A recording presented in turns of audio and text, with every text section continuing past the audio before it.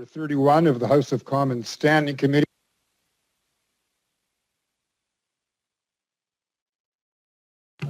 I am here in Treaty 1 territory and the homeland of the Mr. Chair, your mic is muting on and off, so I don't know if you're pressing on a button. I shouldn't be. Where did it cut out? All of it. Well, You're on mute again, Chair.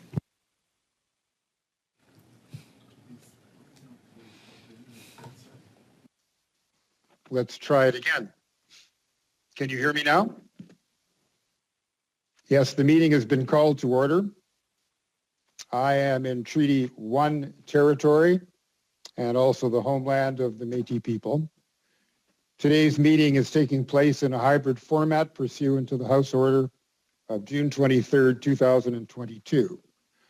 Pursuant to Standing Order 108(2) and the motion adopted by the committee on Thursday, June 23rd, 2022, the committee is commencing its study of allegations of political interference in the 2020 Nova Scotia mass murder investigation.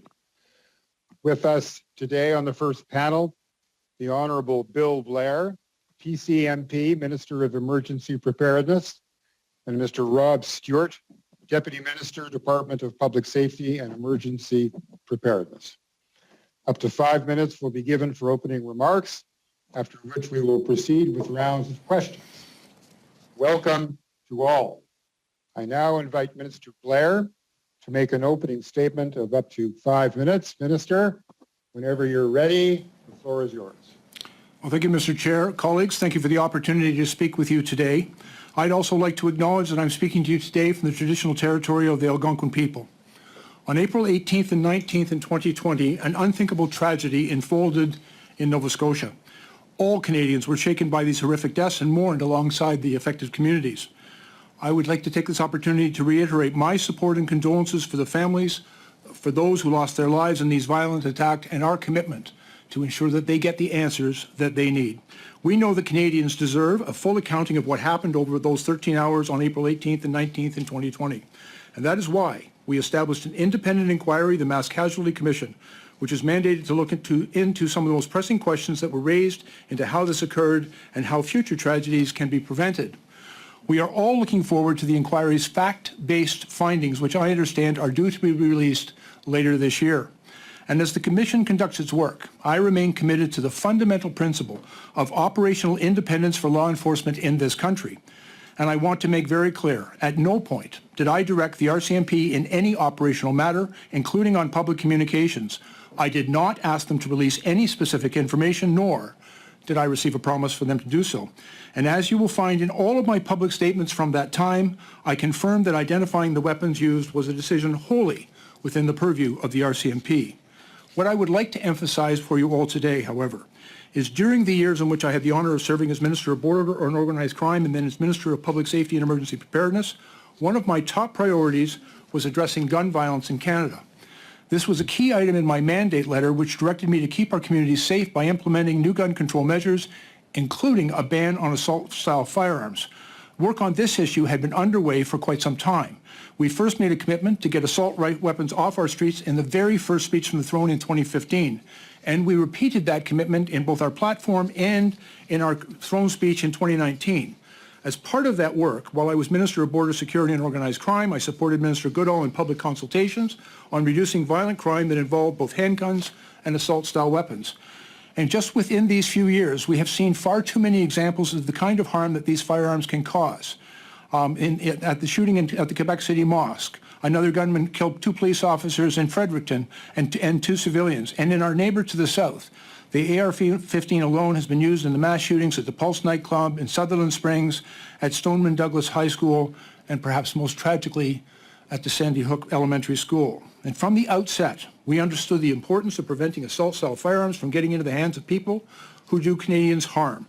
The tragedy that occurred in Nova Scotia only deepened our resolve to move forward with this critically important work. And that is why Mr. Chair, on May 1st, 2020, we announced the OIC prohibiting over 1,500 models of assault-style firearms and their variants. Firearms affected by this order in council cannot be legally used, sold, or imported into Canada. And we created a time-limited amnesty order to give law-abiding gun owners time to come into compliance. The OIC on May 1st was the result of many years of hard work on the part of government, including public servants, and was developed based on public consultations which were open to all Canadians. And let me be very clear. These are weapons designed for the battlefield, intended to kill the maximum number of people in the least amount of time. They have no place in Canada. The measure is and continues to be an incredibly important part of our overall approach to combating gun violence, but it is not the only step that we have taken. We have introduced expanded background checks, enhanced screening for those seeking a firearm license, and we've made significant investments in helping provinces and territory tackle gang violence.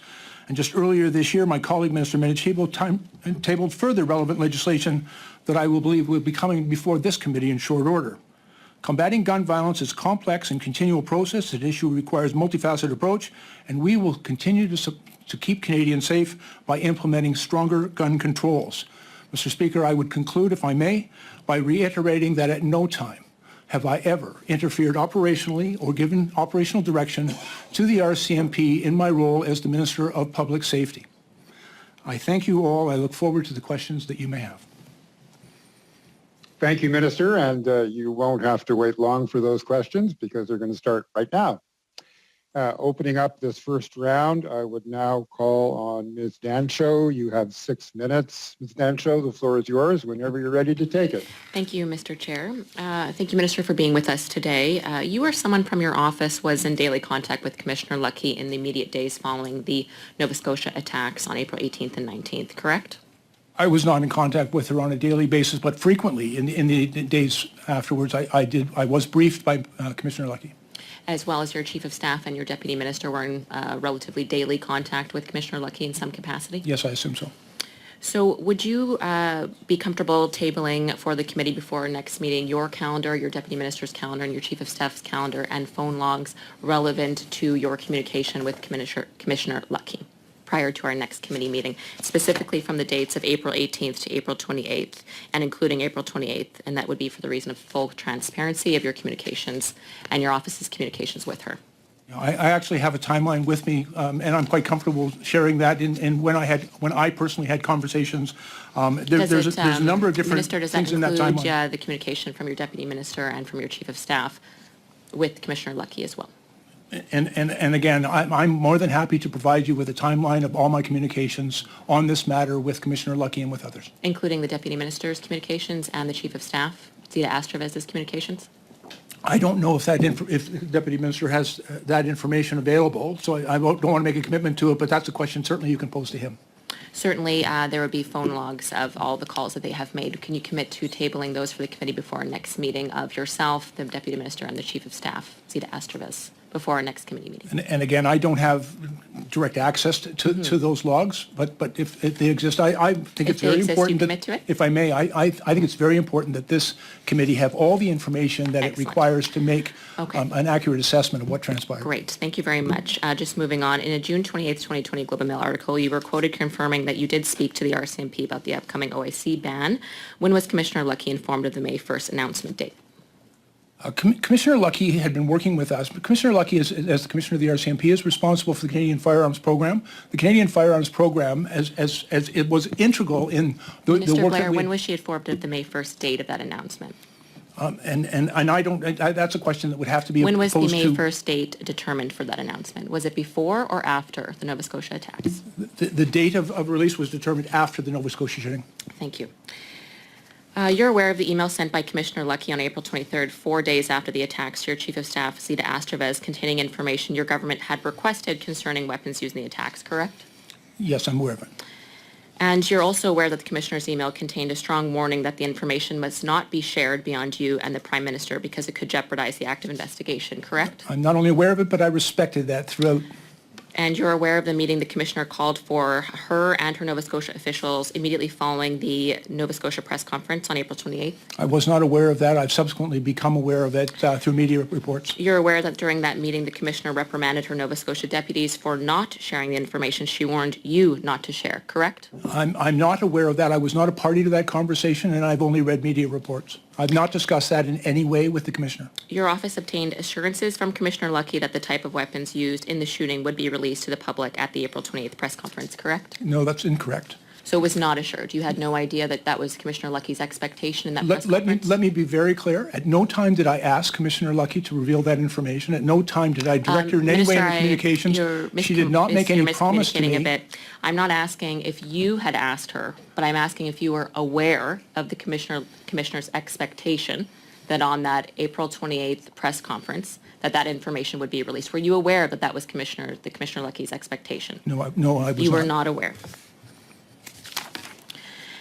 In a late-night email sent from Commissioner Lough𝙗 to your Chief of Staff and your Deputy Minister on April 28th following the meeting and the press conference, her email to your Deputy and the Chief of Staff said, without any context whatsoever, that the press conference was, quote, to quote Commissioner Lough𝙗, not the expectation execution she was expecting. Again, she said in her email without further context that the press conference was, quote, not the execution she was expecting.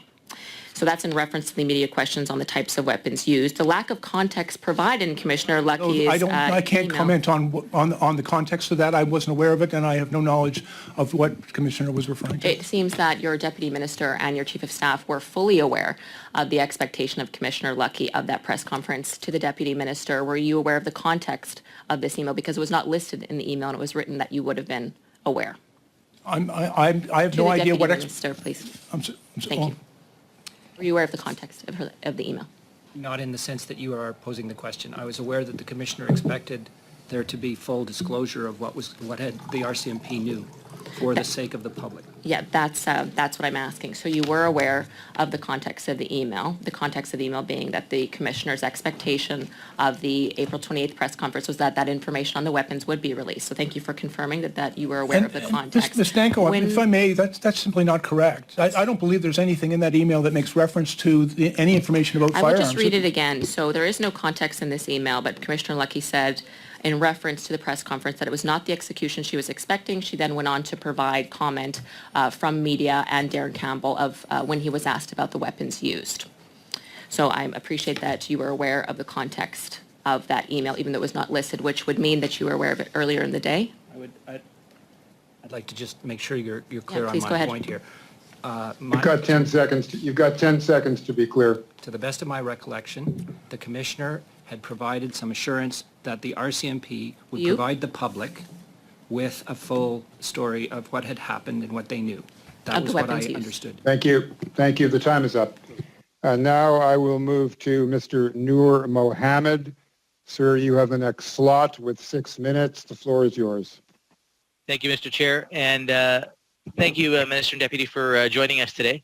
Minister, perhaps you could take a minute, not too long, and describe the nature of the relationship between the Minister of Public Safety and the Commissioner of the RCMP, and how that relationship actually works operationally, is supposed to work, and how it worked in this particular situation.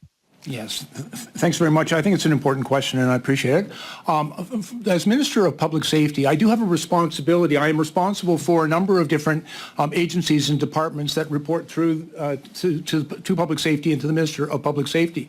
But in that reporting relationship, I think there's a very clear and important line of delineation in that the Minister, under no circumstances, can offer or direct in any way operational activities of the RCMP, not to tell them, for example, who to investigate, what to investigate, what charges should be laid, or in any aspect of their operational duties. It's a line of which I'm quite familiar. I spent many, many years as a police chief, and I understand the difference between governance and management and operation of a police service, and it's a line I have always respected and continued to respect throughout my entire tenure as the Minister of Public Safety. And so the RCMP have a responsibility to be accountable to the people of Canada through the Government of Canada, and I, as the Minister of Public Safety, I'm regularly routine briefed by the RCMP Commissioner on matters of significant national concern, but at no time am I able, nor would I ever, give her any operational direction on any investigative matter, and that includes information that would be communicated with the public. Those are decisions made independently, quite appropriately, independently, by the police of jurisdiction, in this case the RCMP, and not something that I would ever interfere with. And just to further clarify, in this situation and during this awful tragedy, was there a time when the minister or when the commissioner of the RCMP sought your direction, or was she also very clear about that line? And how would you have handled it had she even asked you for direction? No. The commissioner did not, and has never, in my experience, and the over 2 years I worked with her as the public safety minister, sought my direction on any operational matter. We did talk about the importance of, like in the aftermath of this tragic event, the Commissioner was providing the Government of Canada, through me, very comprehensive briefings on what had transpired, providing us with information about the sequence of events, the number of casualties, and some of the challenges that they were facing. But at the same time, she was very clear on what information was classified and not to be released, and I respected that at all times. And I think you'll see that there were a number of times I spoke publicly and was asked very explicit questions about the investigation and about certain aspects of the communication, and I was clear in every one of those communications that was an operational matter for the RCMP and that I would not in any way interfere with. And so the commissioner, I think, is well aware of her responsibilities and her job. It's an awareness that I also possessed, and the two of us, I think, had a very respectful and continue to have a respectful relationship in how we have worked together, understanding where that very bright line is between the role of government and the role of our operational manager, the commissioner of the RCMP. Now, speaking very briefly to the briefings that you received, was there anything out of the ordinary or abnormal? I mean, of course, the entire tragedy and horrific incident was abnormal, but was there anything about the briefings that you received that were out of the ordinary in a situation like this? Or were these the types of briefings that in an incident like this would be part of the normal course of the minister's or the commissioner's briefing to the minister? This was an extraordinary event, to be very clear. It was without precedent. The number of casualties, the terrific and horrific impact that it had on that community. There were a number of concerns being expressed from within the victims' families, by my counterparts in the province of Nova Scotia, by the media, and by the community about the lack of information that people were receiving about what had transpired. And there were a number of very important questions that were arising, and I know that was one of the challenges that the commissioner had, ensuring that, on the one hand, protecting the integrity of their ongoing criminal investigation, and on the other hand, ensuring that people's questions were answered. And I heard from many of my colleagues on both sides of the House expressing real concern and understandable concern about the lack of information and how desperately the families needed that information. And so almost from the outset, and this is somewhat unique, there was a discussion taking place within my department, between myself and the Deputy Minister, as well as my counterpart in the province of Nova Scotia, to review the shootings and to propose terms of reference on a number of matters for broad review of the mass shooting that had taken place, including the response of the police, steps taken to inform and support affected citizens. And so I have that information with me today that I'm happy to share, the proposed terms of reference which were developed on April 27th. So in the very earliest days and hours of this event, we recognize the importance of more fulsome and effective communications with people who have been impacted by this tragedy. And Minister, with 30 seconds left, one very brief question for you. A lot has been made about timeline and the speed with which an OIC was issued to ban weapons, particular weapons, after this tragedy. Can you tell this committee very quickly when the work actually started on this, and whether or not this tragedy was actually the catalyst, or whether this work had been done long before to put those rules into place? Yeah, very quickly. You have 10 seconds, Minister. Yeah, the list that we produced in the OIC that contained over 1,500 military-style assault weapons was a list that took several months to compile, and we worked very closely consulting with the Canadian Firearms Program in order to compile that list. Thank you very much. I now turn to Madame Michaud with a 6-minute slot. Madame Michaud, good to see you as always, and the floor is yours. Merci beaucoup, Monsieur le Président. Thank you very much, Mr. Chair. I'd like to thank the witnesses for their presence. I'd like to offer my condolences to the loved ones of the victims. Even though the massacre took place in 2020, I know that this is reopening barely healed wounds. To hear about the inquiry and everything that's appearing in the media on a daily basis, I'm thinking of those people, and I think that it's very important that we be transparent as a form of respect for them in order to respond to their questions as well as possible. And when there are allegations of political interference, that's very serious. I think these people deserve answers. So, very directly, I think that you gave some very interesting answers to my conservative colleagues earlier. According to the report, Brenda Lucki, the Rcmp commissioner, said at a meeting in April 2020, according to Darren Campbell, that she promised you, the minister, that she would make public information about the weapons used during the massacre, even if it compromised the inquiry, as Mr. Campbell stated, because she knew that an order was going to be issued 2 days later and that revealing the weapons used would help your government. Did you actually have those conversations with Ms. Lucki asking her to reveal the weapons used? Thank you for the question, and no, I did not. I did not ask her to release that information. It wasn't required. The list of weapons that were being prohibited by the order in council that we brought forward on May 1st had taken months to prepare. And I did not ask the commissioner to release that information, nor did she promise me that she would. C'est une réponse que vous nous avez... That's an answer we've already had from you in the House of Commons, in the media, but what bothers me about it is that the opposite version, the Rcmp version, from what we've seen in email sent by Ms. Lucki in Mr. Campbell's testimony, is that that's not the case. How do you explain the fact that there are competing versions of facts here? What discussions were had about the order? There's only one set of facts. I did not ask the commissioner to reveal that information. She did not promise me that she would. You're also referring to a conversation that the commissioner had with her subordinates in Nova Scotia, and there's some information that's come forward with that. I was not a party to that discussion, and I have no knowledge of that discussion. Those are questions about that discussion better put to the participants. But I can say unequivocally and with absolute certainty, I did not direct the Rcmp commissioner to reveal that information, nor did she promise me that she would do so. And in fact, every time that I was asked in every media event, and there are many recorded media interviews with me, and questions were put to me, including the day in which we announced the order in council. And I was very explicit that day that we were not going to release that information, and the decision on when it should be released is entirely up to the Rcmp. And then subsequently in the House, and if you go through Hansard, you'll see that many times the members of the Conservative Party asked me about information related to that, and I said the Rcmp is conducting their investigation, and when they're concluded, then they'll release that information as they see fit. But I was then, and I continue to strongly defend the operational independence of the Rcmp in making operational decisions regarding their investigations. Vous avez dit tout à l'heure Earlier, answering the question that my colleague posed, you said that the date when the regulation was unveiled on May 1st, 2020, was chosen after the 𝙄𝙁 massacre. Did that have an influence on the decisions made and on what ended up being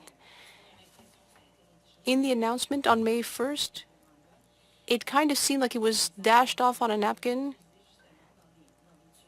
with weapons that were used in situations of mass murder, whereas there are other weapons that are not on the list.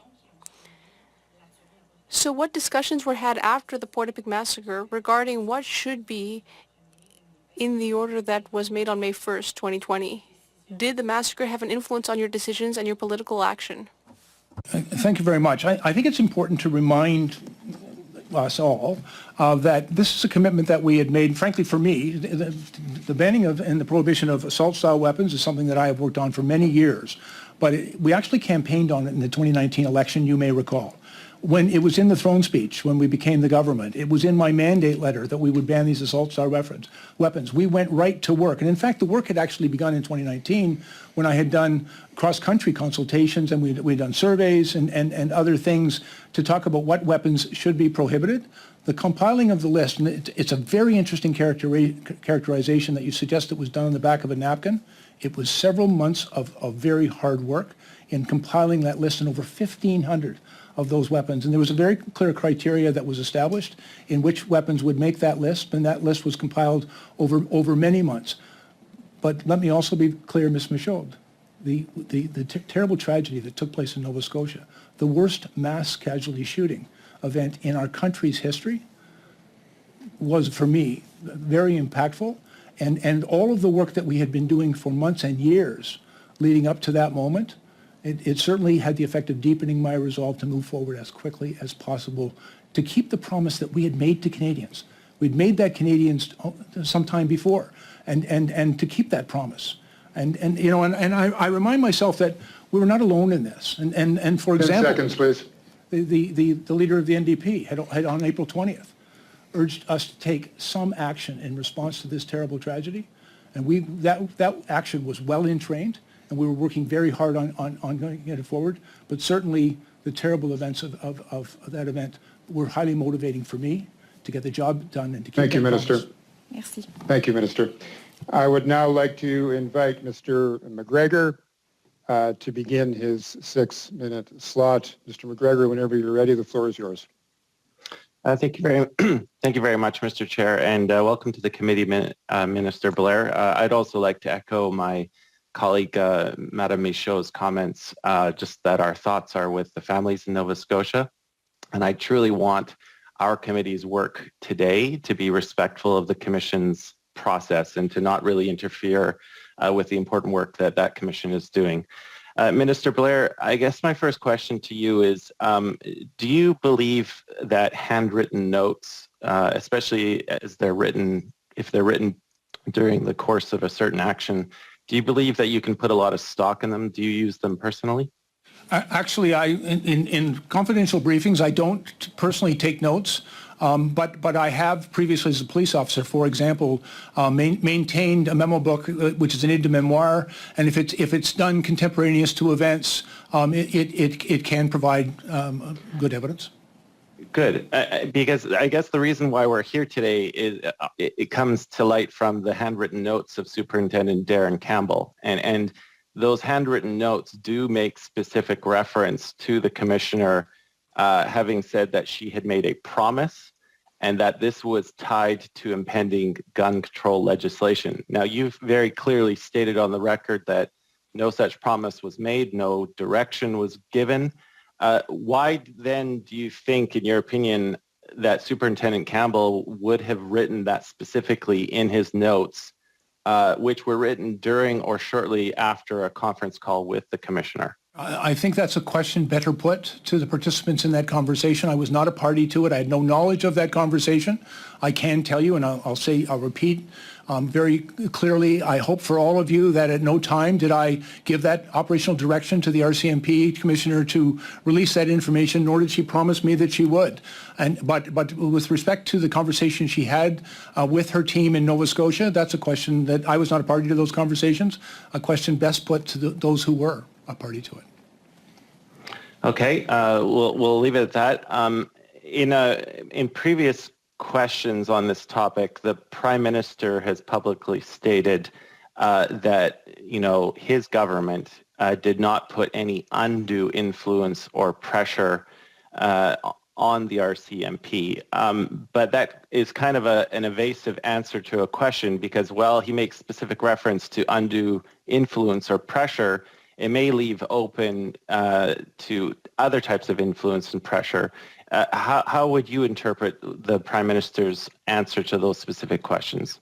Well, with respect, I'm not really feeling that appropriate for me to start interpreting, but let me explain the conversations that were taking place in the immediate aftermath of this terrible tragedy. We were hearing from people right across the country. Most importantly, we were hearing from the families of the victims that there was a great deal of concern and questions about what had taken place. And a number of the questions, and I do have a note from the proposed terms of reference for what became the Mass Casualty Commission, where we talked about the need to deal with the absence of red flags prior to the event, police actions taking into account the COVID environment, communications with the public during and after the event, policies with respect to the disposal of RCMP kit and vehicles, training of and RCMP preparedness for active shooter complaints, and very importantly, support for the families of the victims. Minister. Yeah. Sorry, Minister. My time is running shortly, and I do want to change tack here. I don't want to repeat many of the questions that were asked. Now, Mr. Noor Mohammed asked you to carefully explain the relationship between the Minister of Public Safety and the RCMP. You gave a very clear answer. The problem is, Minister, that other governments, previous governments, both Conservative and Liberal, have had ministers which have given operational direction to the RCMP. We've seen it with the 𝙒𝙊𝙇𝙊𝙍 government back in the 1990s with the APEC summit. It was given back in the 1950s from the Diefenbaker government with an incident in Newfoundland. So I think the problem, Minister, lies with the interpretation of the RCMP Act, specifically Section 5 sub 1, which provides basically for the appointment of the commissioner who, under the direction of the minister, has control and management of the force. So my question to you, Minister, that I'm paraphrasing that, but it basically leaves it's quite vague. Would you agree that's quite a vague statement in the act that governs the RCMP? Can I'll explain that I think it's crystal clear. And the Minister of Public Safety has the ability... Despite the fact that other governments, though, have overstepped their bounds. I can just tell you, for me, when I was Minister of Public Safety, it was a very bright line. The Minister of Public Safety has the ability to issue ministerial directives with respect to certain policy matters for the RCMP, but that the line between having government or a politician direct the investigation or any of the operational activities of the RCMP, for me that's a bright line and one I have never crossed. I don't doubt that you find it crystal clear, but I'm trying to find ways where we don't get into this kind of situation again in the future. So, Minister, my question to you is how can we possibly amend this section of the Act to make it crystal clear for predecessors in other governments so that we don't have future meetings where we're questioning the Minister of Public Safety for alleged interference in ongoing RCMP investigations? Are there amendments that you think could be used to strengthen this act so that it is actually crystal clear for everyone who holds that office? Well, and Mr. McGregor, I would just point out to you that in my experience as the Public Safety Minister, there were a number of instances where actually some of my colleagues in the House were insisting that the police be directed in their activities in response to blockades and investigations and other matters. And at all times, I have maintained the principle that we will never interfere with the operations of the RCMP. Thank you. We now move on to a second round of questions. This will be begun by Mr. Ellis. Mr. Ellis, welcome to the committee. I'm glad that you are here this morning. You have 5 minutes in this round. The floor is yours. Well, thank you, Mr. Chair. It's a great pleasure to be here representing the great people of Cumberland, Colchester, of course, where this unfortunate incident took place for the most part. And thank you, Minister, for being here. Just to quote, Nova Scotians told us they needed this process to be independent, thorough, and transparent, and we agree. Minister Blair, do you know who said that, sir? I suspect it was me. It was you. That's very correct, sir. And by the way, I believe that. Great. Oddly enough, though, sir, from the very beginning, you did not want an inquiry. Is that true?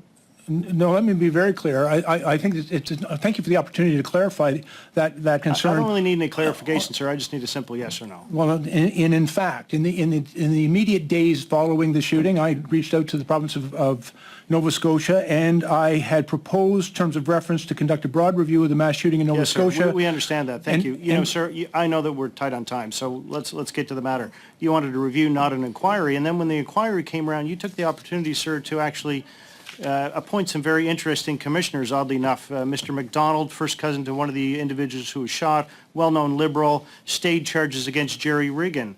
Ms. Fitch, father was a Mountie, 5-year chief of police on a board of the RCMP, and Ms. Stanton, who actually wrote a book in 2021, released before the commission started, to change the way public inquiries are held.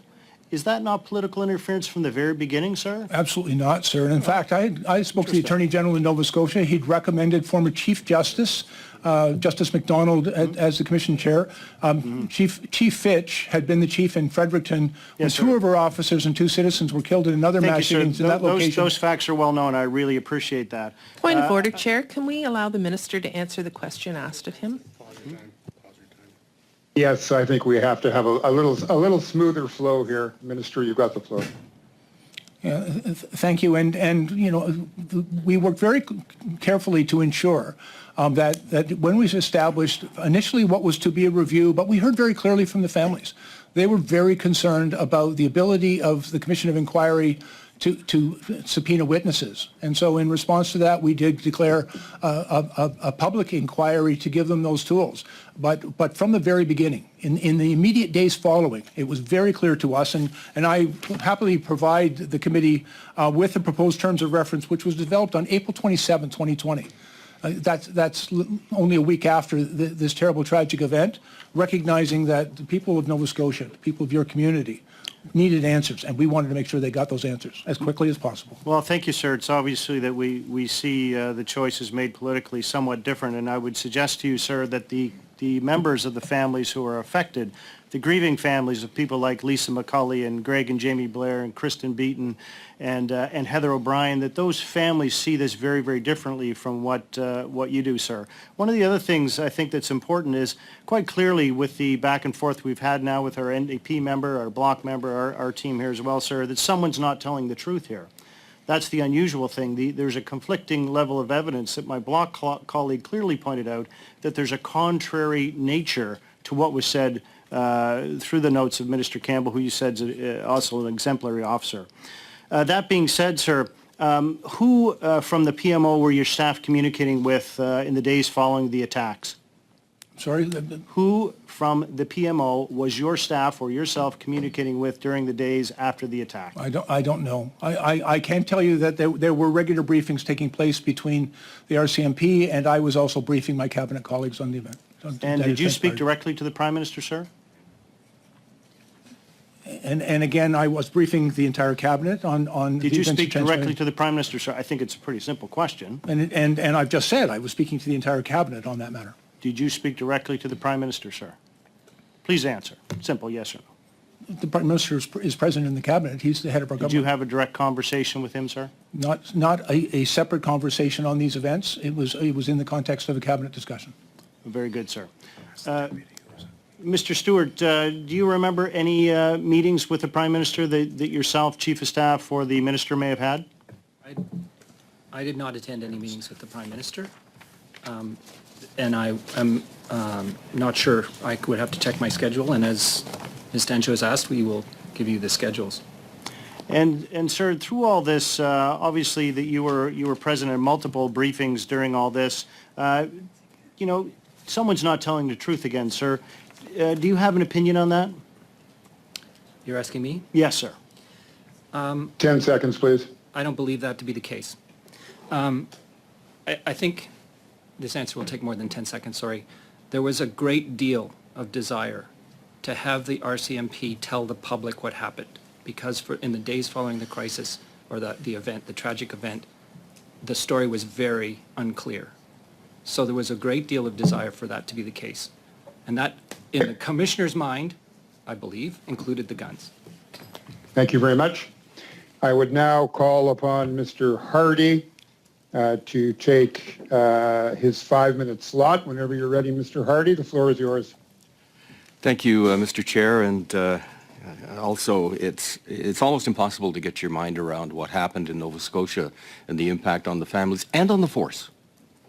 I spent a short time as the Director of Communication for the Vancouver Police Department, and I know full well that the police quite often have seconds, milliseconds to make a decision, and everybody else has the rest of time to second-guess what they decided to do.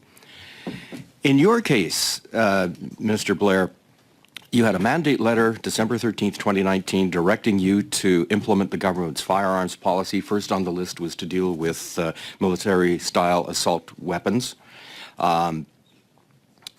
Is this item in your mandate, does it reflect the will of Canadians, do you think, as expressed in the 2019 election?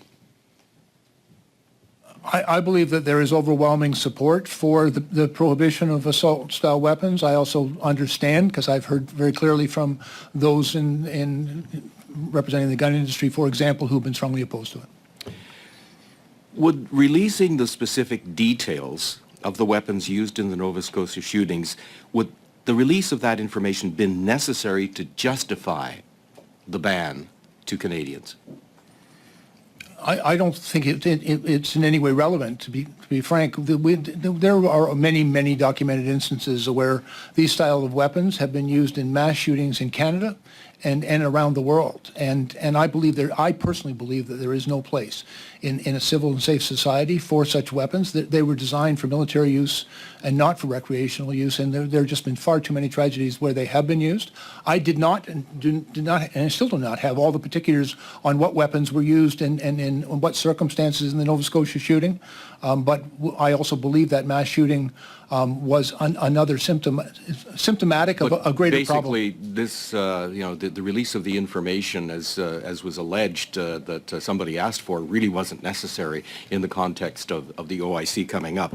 Now, 5 days after the shooting, Superintendent Campbell disclosed into a news conference that the gunman had 2 semi-automatic handguns and 2 semi-automatic rifles, although the government had received a briefing document dated that same day that provided many more details.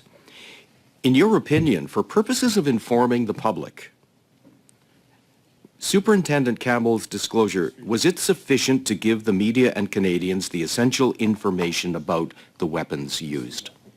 Yes, and in fact, it was more than sufficient, and I certainly didn't require or seek to have more released. I was aware by that time and when we brought forward the order in council what weapons are used, but the RCMP had been very clear, as had Superintendent Campbell. Can I also comment that I watched the press conference with Superintendent Campbell on April 24th, and quite frankly, I thought in that press conference his delivery and the information he shared was outstanding. I was particularly respectful of the fact that he stood and answered every question that was put to him. I also heard later that morning from the Attorney General in Nova Scotia, who was equally relieved by the information that the Superintendent shared on April 24th. I will be asking the Commissioner about preparation for these briefings that Superintendent Campbell conducted, but were you privy to any details or preparation for the Superintendent's 24th or April 28th media briefings? No, I was not. I was receiving information from the RCMP Commissioner, information on what was transpired, but I was not involved in any of the briefings with the Nova Scotia officers or detachment in their response, and had no information on what was being told to them or what they were going to say. The information that I was receiving was also relevant to briefings that were being provided, and as I alluded to earlier, there was a Prime Minister's briefing on the Nova Scotia that took place on Thursday, April 23rd, and it was based on information that the Commissioner had shared with us. After the shootings in Christchurch, New Zealand, the Prime Minister of New Zealand acted very quickly to institute a ban. It's very clear from your earlier testimony that the work to do so in Canada had been actually underway. And given what had been promised in the 2015 election, the 2019 election, your mandate letter, et cetera, so, you know, the tracks were already laid toward a ban. But when you mentioned earlier today that the incident in Nova Scotia accelerated the release of the OIC and the ban, what response did you get from the Canadian public when that announcement was made on May 1st? It was overwhelmingly positive. Mr. Hardy, you're out of time, but I want to give the Minister 15 seconds to answer that question. Yeah, very strong response from the medical community, from police chiefs associations across the country, from the Canadian Police Association, which is the police union. There was strong support for the OIC that was brought forward prohibiting those assault weapons. Thank you, Minister. Madame Michaud, I now turn to you. You have 2.5 minutes in this round whenever you're ready. Merci, Monsieur le Président. Thank you, Mr. Chair. Minister, the Director of Strategic Communications in Halifax stated that government representatives, when you were Minister of Public Safety, stated that they were evaluating what they could and could not say. We're talking about a massacre, a tragedy, where police officers are the people best positioned to determine what to say rather than political officials. You spoke about independence for national police and transparency, as Mr. Hardy was saying earlier. Very often, the police only has a few seconds or minutes to make a decision, but they are clearly the ones best positioned to explain the decisions they made. So this idea that you and Prime Minister Trudeau wanted to control the message, that the government wanted to control the message about what could and couldn't be said, it gives the sense that instead of thinking about the victims, that you were thinking about your political agenda. That's the message it sends. Are you aware that that is the message that is being seen by the public? First of all, I've never ever met or had a conversation with that individual. At no time have I ever given her, nor did my government give her, any direction on what she could or could not say. So I have no basis, I have no understanding or no facts upon which to make a determination why that would be said, because it's simply not true. Mm-hmm. And as well, I think it's important to understand the context that the Deputy Minister referred to. There was in the immediate days following this shooting a tremendous amount of public concern about what had taken place, and a great need from the families, from the community, by Nova Scotians and people right across Canada to understand what had happened and why it had happened. And that was it was very important that information that could be shared with the public. And we were hearing, and I had a number of conversations with my counterpart in Nova Scotia. We were hearing from the families, and I was hearing from a number of my counterparts. And in fact, the member from West Nova rose in the House. Another member, Mr. Barrett, rose in the House, expressing very real concern that the RCMP was not being forthcoming with information and urging us to make that information public. And in response to those questions in the House, I answered that it is the decision of the RCMP, that only the RCMP could determine what information would be released. But I understood, as I understood now, their very sincere concern that more information needed to be shared. Thank you. Thank you. We're out of time. Yes. I now move to Mr. McGregor. Sir, you have a 2.5-minute slot. Whenever you're ready, the clock will go. Thank you very much, Mr. Chair. Minister Blair, I want to return to the subject of my view is that the vagueness of the RCMP Act, specifically Section 5.1. Now, in my previous exchange with you, I did cite two examples, the Diefenbaker government with the situation in Newfoundland, the Chrétien government in the 1990s at the APEC summit. While I appreciate for you this section is crystal clear, those are two very clear and demonstrated cases where the government of the day did give operational directives to the RCMP. So, and I think what's being alleged here, if we look at Superintendent Campbell's notes, is not so much operational directives, but more a communication directive. So you've been very clear in saying that the line between what a minister can say to the RCMP when it comes to operational matters is very clear. I think there's a little bit of wiggle room here, a little bit of different interpretation. But my interest in going forward is how we prevent this from happening again. Now, law professor Kent Roach has suggested in the media that he thinks there should be a legislative requirement for ministerial directives to be made public and openly available, so that any kind of directive that is given by the minister to the RCMP is there, it's open, and people can read into it what it will. But it will help satisfy the public's need to know whenever a minister is giving a directive under Section 5.1. Minister, my question to you is, would you support such a requirement? And if not, can you explain why? Well, let me tell you that in my experience, I used the ministerial directives fairly sparingly, but I do recall, and I just confirmed with the deputy minister, that I issued a ministerial directive to the RCMP to improve their compliance with ATI requests. And, But would you and I support believe the that was made. legislative requirement? I believe that was made public. Would you support a legislative requirement to do so? Well, again, in my experience, I believe in transparency, and I do my very best to try to be as open and transparent as possible. But recognizing that in the course of their investigations, if the police and the RCMP in this case believe that the disclosure of certain information could be detrimental to their investigation, then it's entirely up to them to make the determination on when and if that information should be released. And under no circumstances, I consider those types of communications operational in their nature as well, and therefore something I would not interfere with. Thank you. I now move to Mr. Lloyd. Sir, you have 5 minutes in this round, and the floor is yours.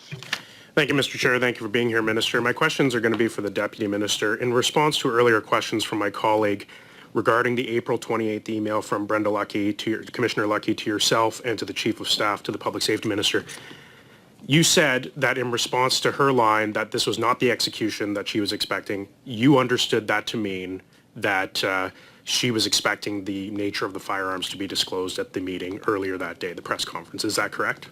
No. Can you please clarify what you said earlier to my colleague then? I said my understanding and recollection is that the Commissioner, following the event and including the press conference of April 24th and the press conference of April 28th, was making a promise in a general sense to the Minister that that information would be disclosed, the full amount of information that she thought appropriate. So you believe that she believed she was making a promise to the Minister to disclose this information? I think she had had a conversation, not with me in the room, but I talked to her periodically, and I think she was making a commitment that as the investigation proceeded, they would This was a provide the meeting with the information. Commissioner and the Minister, but you were not in the room. Correct. But the Minister was in the room. Well, to be honest, I don't know when the Commissioner and the Minister talk. But you were aware of a meeting that took place, and the Minister would have been in that meeting. I believe there were a number of conversations, as the Minister has said. But you were not involved in these conversations. In the aftermath of that event, there was, I don't recall, and the schedules will obviously tell you the truth here. I just find it very interesting that the Deputy Minister in a case like this you were not involved in all conversations taking place between the Commissioner and the Minister on this matter, so I find that very interesting. These officials, the heads of these organizations, including Brenda Lucki and the heads of CSIS and CBSA, are independently accountable to the Minister. I'm not in every conversation. I understand. But when she sent that email, and you had said earlier in the meeting that you were aware that it was regarding the guns, regarding information about the guns. That was the execution she was talking about. No, I don't. Actually, So you I had didn't no say that. idea what the email was about? I think the commitment was that the investigation would be, or the situation and what was happening with the investigation would be fulsome and forthcoming. So when you get an email like that and you don't really understand exactly what she's talking about, did you send a follow-up email asking, what are you talking about, Commissioner? What execution are you referencing? No. You didn't send any follow-up email? No. Are you aware of any meetings with the Minister's Chief of Staff with the Commissioner of the RCMP prior to the press conference discussing whether or not information about the firearms would be disclosed? No, I'm not aware. You weren't in any of those meetings? No. Okay. And so the RCMP Commissioner, and you would agree, the RCMP Commissioner had an expectation, you had said earlier, that the firearms would be disclosed at the press conference. I think you keep saying it that way, and that's not what I'm saying. Mm-hmm. What I'm saying is there was an expectation on her part that there would be a full disclosure, and in her mind, it would be the guns included. That's what that email reveals. I don't believe it's a result, and I agree with the Minister. I never was witness to any commitment or promise made that there would be information provided about the guns. But you said earlier that you believed that the Commissioner believed that she was making a promise.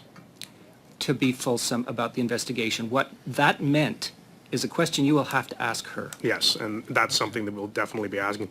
Were you aware of the April 23rd email from the Commissioner to the Chief of Staff to the Minister saying that the information about the firearms used should not be disseminated beyond the Prime Minister's office and the Minister's office? Yes, I was. Were you aware of any reason why that directive would have changed in the 5 days following? Was there any discussion about why the minister believed that that should be the case and why that might have changed? Not to my knowledge. So the commissioner appears to have made a complete 180 on what she said on April 23rd, that the information should not be disseminated. And then 5 days later, based on the witness testimony of Lia Scanlan and Superintendent Campbell, that she was quite upset that the information was not revealed, and you were not aware of any conversations that took place in those 5 days with either yourself or the minister's office regarding why that decision would be made to reverse that decision. Correct. Okay. Mr. Chair, I'll cede the rest of my time. Okay, thank you very much. Then we'll move to Mr. Anand Sangari, who will take us through to the end of this round of questioning. The floor is yours, sir. You have 5 minutes, starting now. Thank you, Mr. Chair, and thank you, Minister. Good to see you, and my deepest condolences to the families impacted by this tragedy. Minister, I want to just get on the record a couple of very important facts. Would you be the first Minister of Public Safety who has a very long and distinguished career in policing? I believe so. Could you give us a little bit of a sense as to what you did prior to becoming Minister of Public Safety? Yes, sir. I was a police officer for 39 years in Toronto, and from 2005 to 2015, I was the chief of police in the City of Toronto. I also served as the president of the Ontario Association of Chiefs of Police, the president of the Canadian Association of Chiefs of Police, the vice president of the Major City Chiefs Association. I also served on the board of the Police Executive Research Forum and on the board of the International Association of Chiefs of Police Executive Board. And in that context, have you come across the issue of operational independence? And if so, could you give us a sense of how important that is to you as a principle of policing, and especially in the context of a democratic space in which we operate in Canada? Yeah, thank you very much. I think it's a very important principle of policing, and one, as a police chief, I was governed by a police services board. And I think that's a very important relationship in governance. I think police services and police chiefs must be accountable to a governance authority. And in my case, as a police chief, it was my police services board. But there was always a very clear understanding between the police chief and those who governed us as to where that bright line was.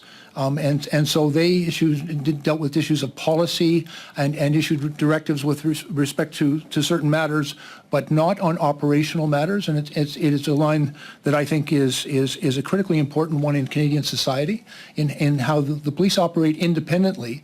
But in their independence, they are not without accountability. They are accountable, and the Rcmp is accountable to the people of Canada through the Government of Canada and the Minister of Public Safety.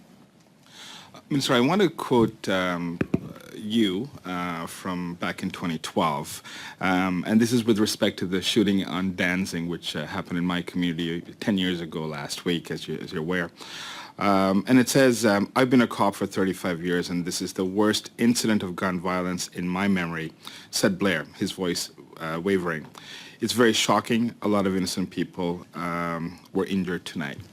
In this context, would it be safe to say that the issue of gun violence and guns on our streets was something that you've thought about for many years? Yeah, prior to becoming the chief of police, I was the head of the detective branch, involved in very many gun and gang investigations. I had also been responsible for the uniform policing in the city as well for a number of years. When I became the chief, it was what they call the summer of the gun. Dealing with gun violence was a very important part of my mandate, and I had done everything in my power to reduce gun violence and to keep the people of my city safe. And frankly, I brought much of that experience and motivation. And if I may, December of 2012 was also the Sandy Hook shooting, in which 26 people died, but 20 of them were ages 6 and 7. And for me, that was perhaps a moment that forever steeled my resolve to do everything possible to keep our community safe and ban weapons that were the weapon of choice for people that would commit such terrible atrocities.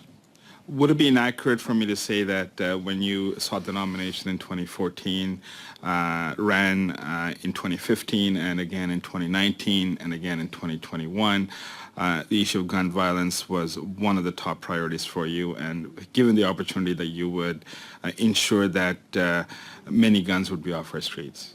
Personally and politically, it is something that motivated me to get involved in, continue to in public service beyond my career in policing, and to come to Ottawa, and strengthening gun control and keeping people safe, I think, is the highest of callings. Minister, in conclusion, what do you have to say to this committee when this allegation of political interference is before you? I think it's important and again, I'll reiterate that at no time did I cross that line. I did not direct the commissioner of the Rcmp, and I did not have any private conversation with her in which that was done. The commissioner did not promise me that she would do this. I think the commissioner understood her job, and her job was to serve the people of Canada and the people of Nova Scotia, to give them information that they desperately needed and wanted with respect to the terrible tragedy that had taken place there. I believe the commissioner was highly motivated to do so, and was working with her people in order to make sure that that information was provided to the people that had been impacted by this terrible tragedy. But for me, I want to be very clear. I did not direct the Rcmp. I did not direct them in their operations or in their communications. And throughout, there were a number of questions put to me in the House and in the media, in which I was asked, and in every single case, I reiterated my commitment that the responsibility for disclosure of that information lies solely with the Rcmp, and in no time did I interfere with that. Thank you, Mr. Chair. Sorry, we're out of time. That's always the big challenge and the curse of these meetings. We always run out of time. And we've run out of time for this section and for this panel. Deputy Minister, thank you very much for the generosity of your time. Members, thank you for keeping within your time limits. We will now suspend for a change of technology. It should take about 5 minutes and no more. So we'll see you all in 5.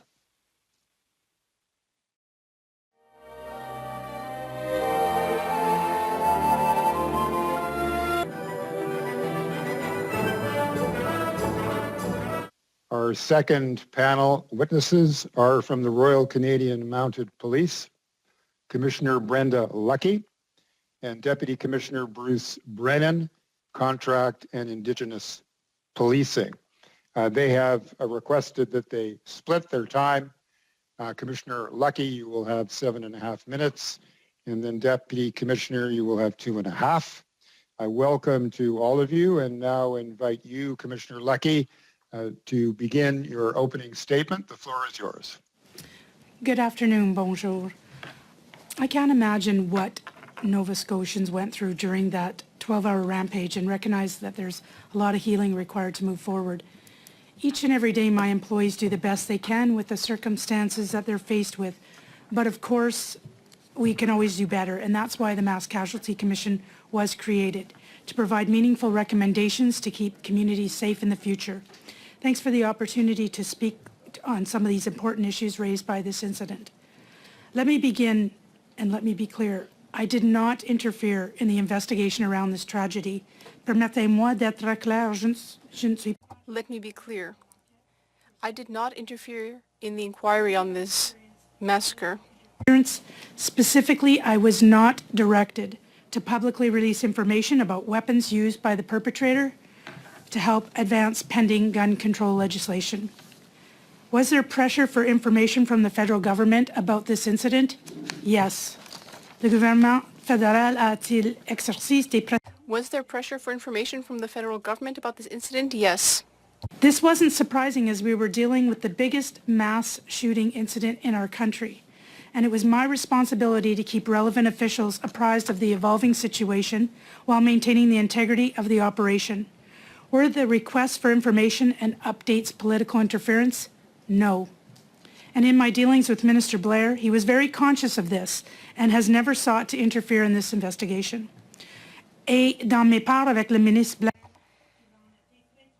Minister Blair was very aware of this and never sought to interfere in the investigation. RCMP employees may have different perspectives based on the meeting of April 28th. However, I was the only RCMP official dealing with the minister, other senior government officials, and occasionally with the Prime Minister.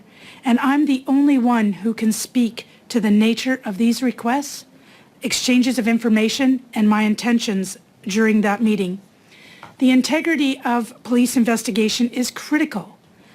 As somebody with over 35 years of policing, that's something I would never seek to influence or jeopardize, nor would I allow RCMP investigations to be dictated or influenced by government officials.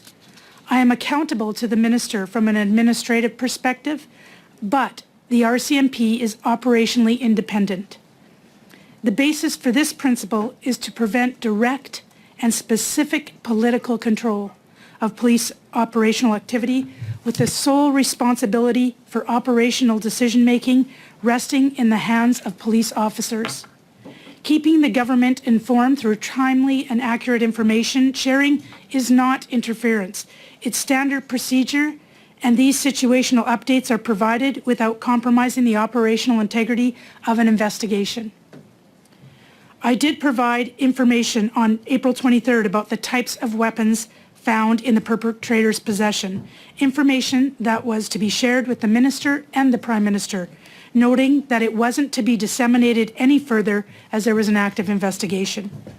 Additional information was shared as well, but government officials were advised that any information received couldn't be shared with the media until first released by the RCMP. This included such information as the number and names of the deceased, replica police uniforms and vehicle information, the incident at the fire hall, the background of the perpetrator, and the weapons used and seized. In the lead-up to the Nova Scotia press conference scheduled for April 28th, I provided information to the government on what would be released. At that time, I was asked if the information about the weapons would be included. When my communications team told me that it would be, I relayed this information back to the Minister Blair's Chief of Staff and the Deputy Minister of Public Safety.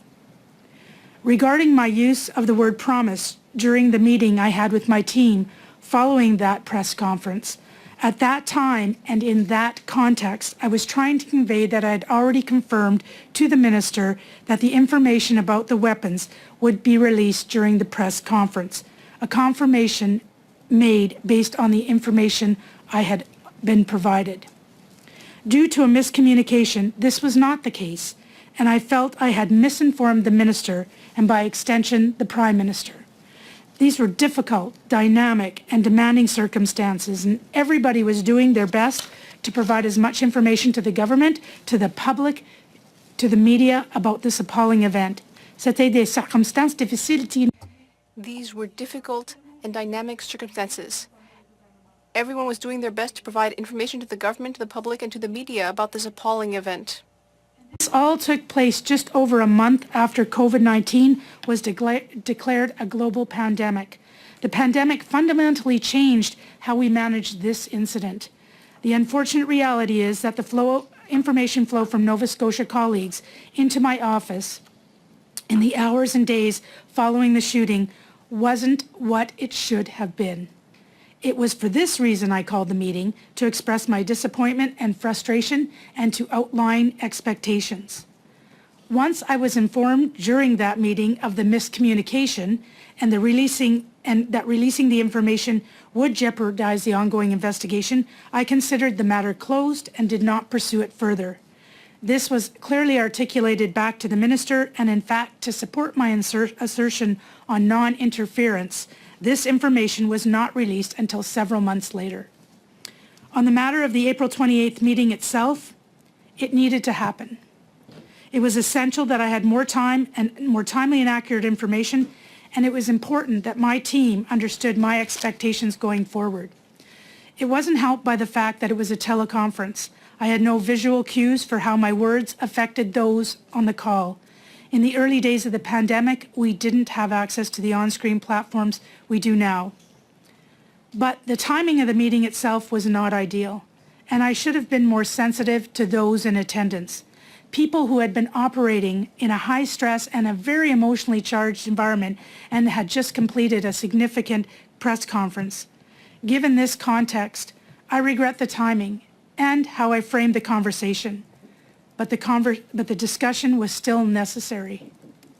It wasn't brought to my attention until a year later that there were concerns of political interference stemming from that meeting and that my approach and interactions with my team were in question.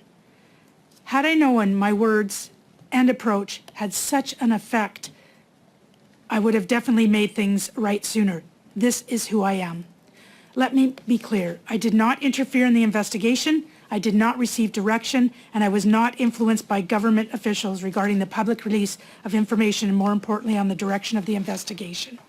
I ensured operational independence was maintained in all my interactions with government as I do today. In closing, I will note that the RCMP is committed to supporting the important work of the Mass Casualty Commission. Anytime we have a mechanism to review and improve how we operate is critical. Thank you. Merci beaucoup. Thank you, Commissioner. Now I turn to the Deputy Commissioner, Mr. Brennan, who has 2.5 minutes to complete the opening remarks. The floor is yours, sir. Thank you, Mr. Chair. Good afternoon. Bonjour tout le monde. I appreciate the opportunity to appear before you today. As stated, my name is Brian Brennan, and I am the Deputy Commissioner of Contract and Indigenous Policing. In this capacity, I am responsible for the RCMP's Contract and Indigenous Policing program, which includes overseeing delivery of local policing services in Canada's 3 territories and in all provinces except for Ontario and Quebec. I am posted here in Ottawa. For context, prior to starting this position as Deputy Commissioner, I was the commanding officer in Nova Scotia, which we refer to as H Division. As Deputy Commissioner, it is my responsibility to keep abreast of, and when appropriate, provide guidance related to serious or significant situations occurring on the ground across our divisions, to ensure a uniform level of service and consistent responses to operational issues that arise as a result of our frontline policing responsibilities. Across the RCMP, 6 divisional commanding officers are direct reports to me, including the 4 commanding officers in the Atlantic provinces.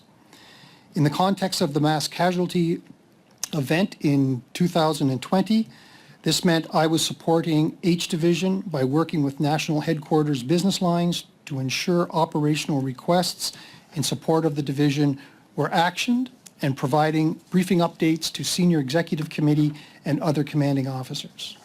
I was in regular contact with the Commissioner, the commanding officer of Nova Scotia, and her team to gather information and support their response, including efforts to provide support and resources to the division from other parts of the RCMP across the country.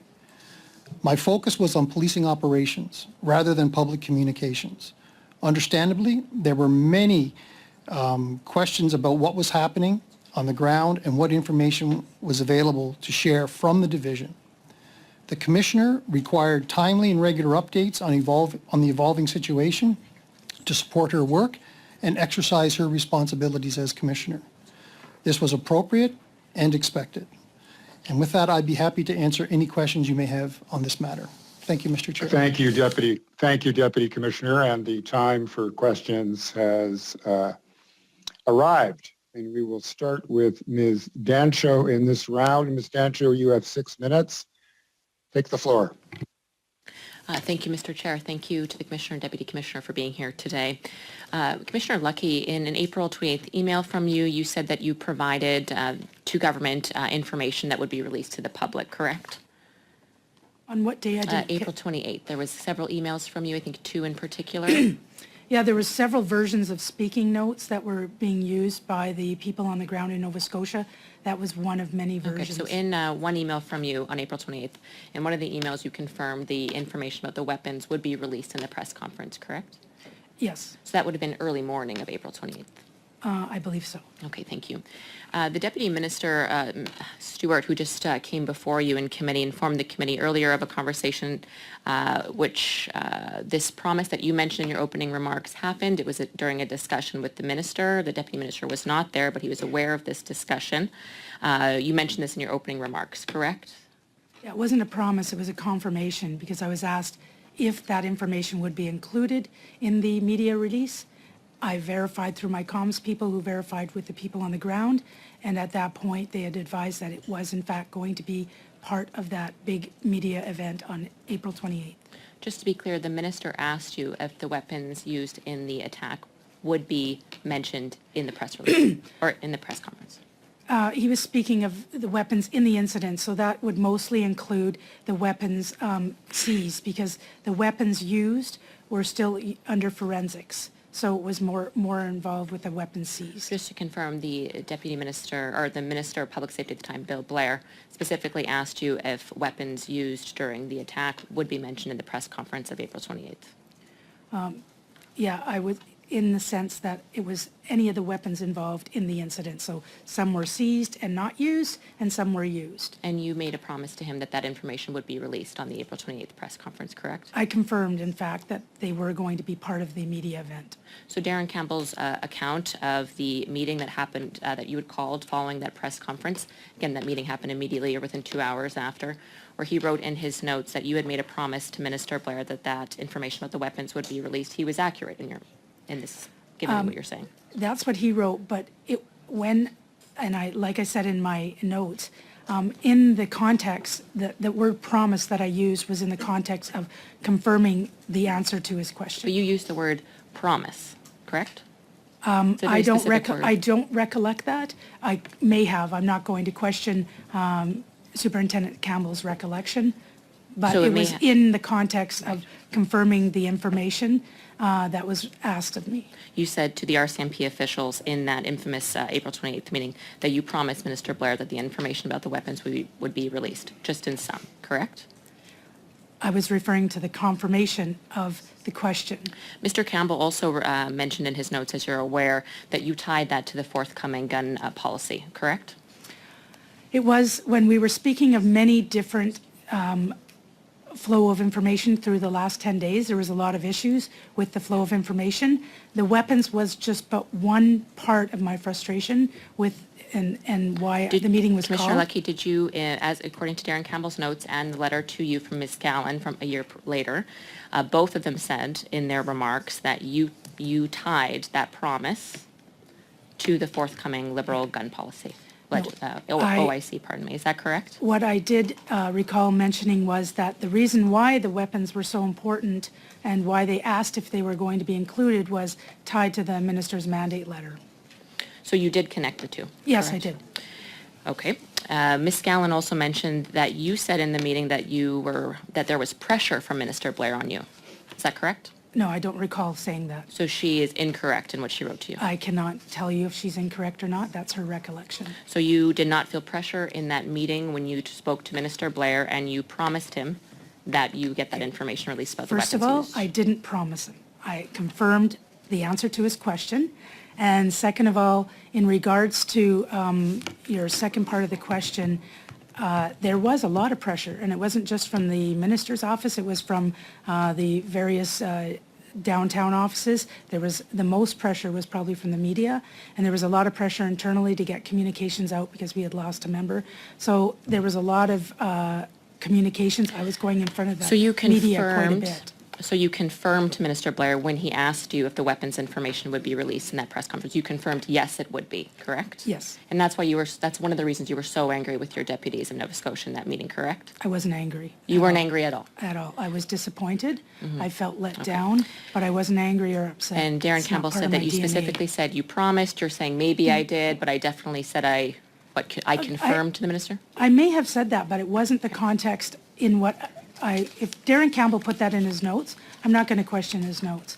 What I'm saying, though, is my intention was it wasn't a promise in the traditional sense. It was in confirming the answer to a question. April 23rd, you said that information about the weapons use should not be released because it was involved in it related to an active investigation. Why did you change your mind 4 days later? To me, it seems like this conversation with Minister Blair changed your mind. No, not at all. It wasn't all about the investigation either.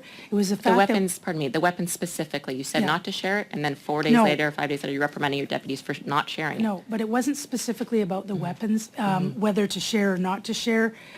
In that email, yes, but it was also about the protocol that they had in place on the ground, because nothing was to be released by anybody in government until the RCMP released in the media. 10 seconds, please, Commissioner. And Finish your second- answer in 10 seconds. Did the please. minister And secondly, influence, well, did the minister we had a influence protocol with the your families. demeanor of that meeting with your deputies? Did the minister influence your demeanor, why you were so angry? He did not. No, he didn't. Okay, we're out of time.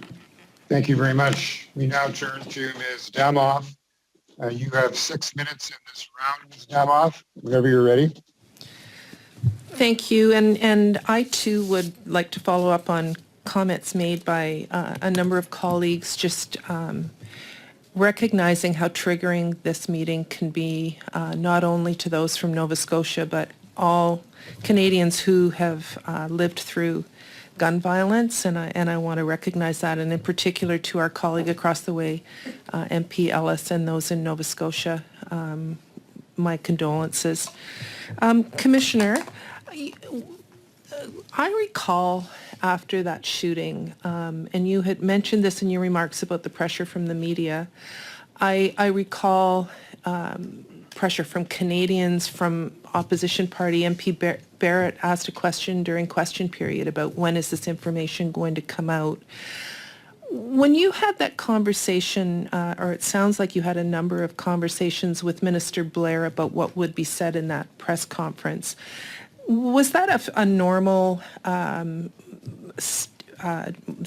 thing that would transpire between you and the minister, especially with a national tragedy such as what happened in Nova Scotia, to relay to him what he could expect to see at the press conference?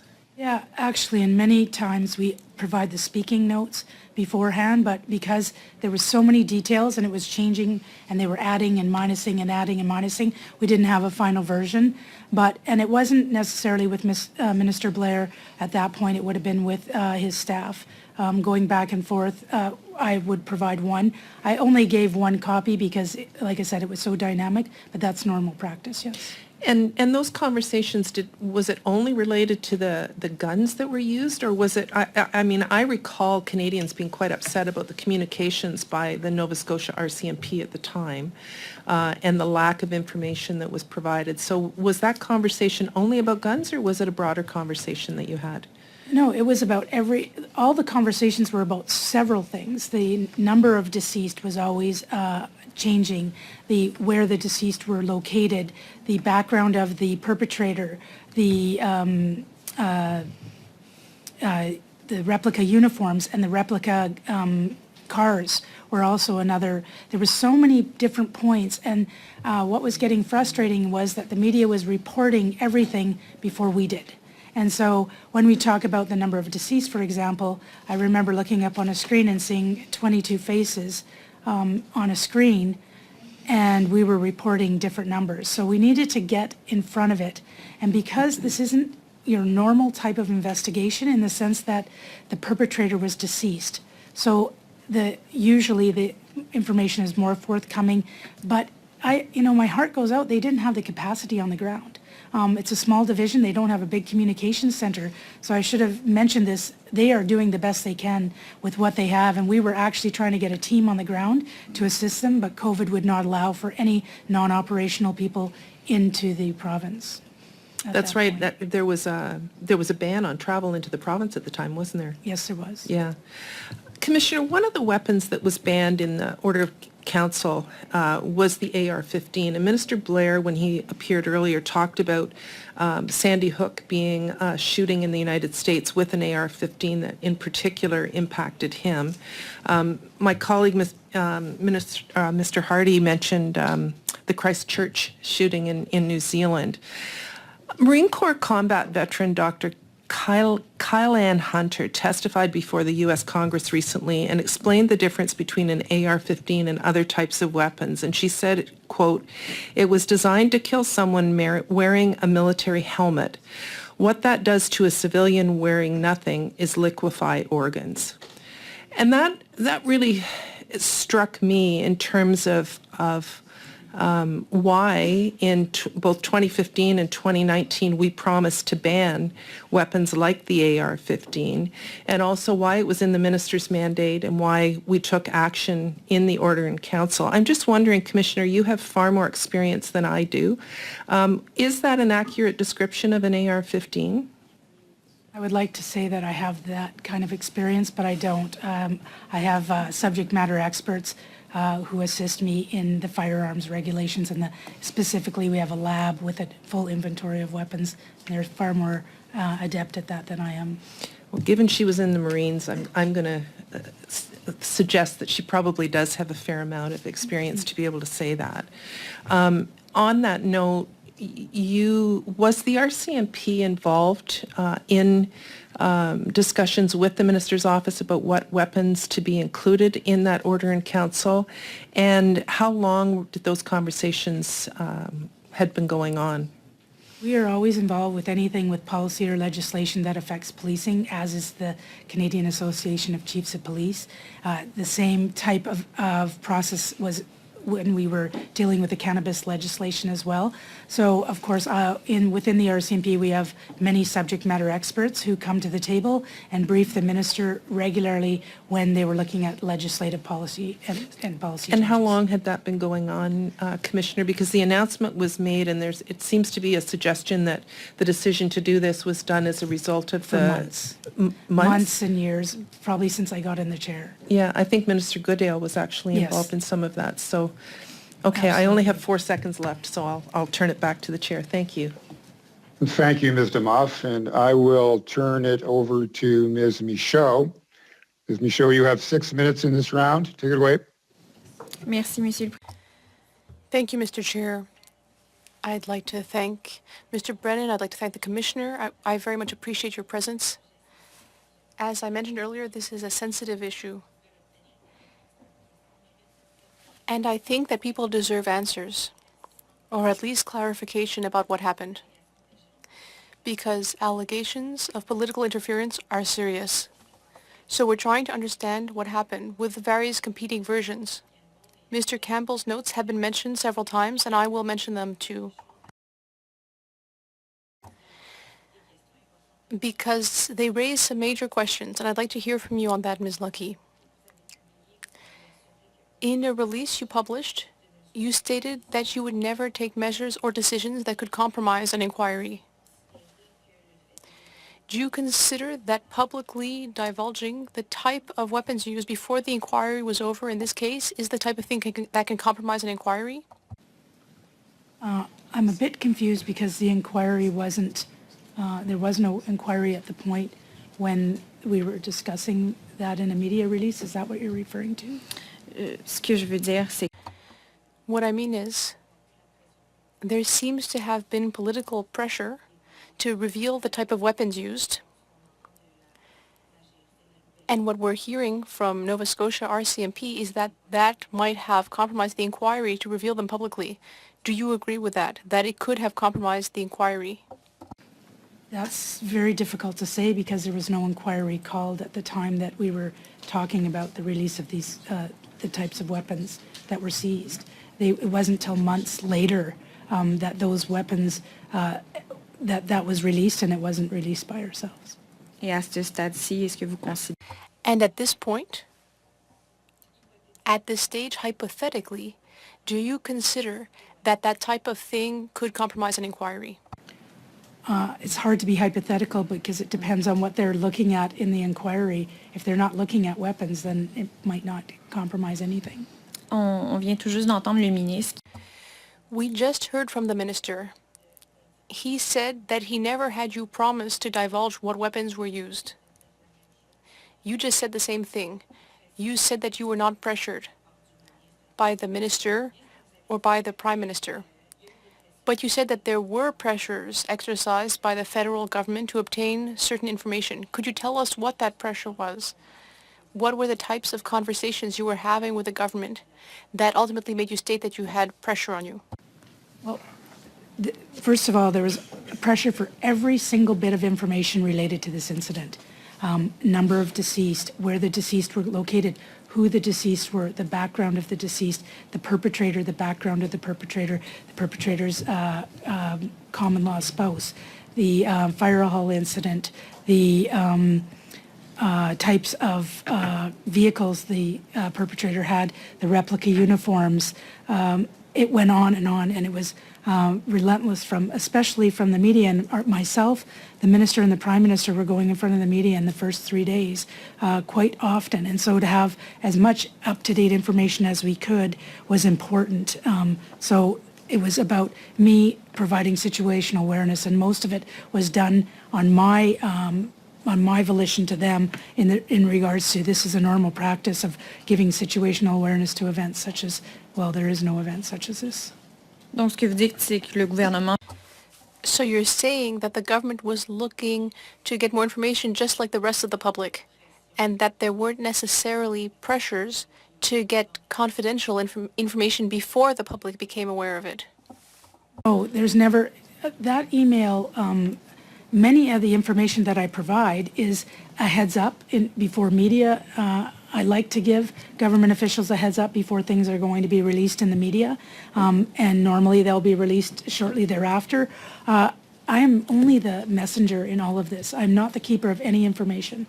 So I always have to go back either to my deputy of contract policing, my deputy of federal policing. I need to go back to the commanding officer of the division and say, I've got a question.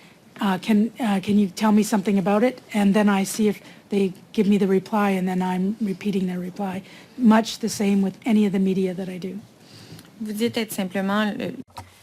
You said you were just the messenger in this type of situation, but as Rcmp commissioner, I imagine that you are still issuing instructions to members.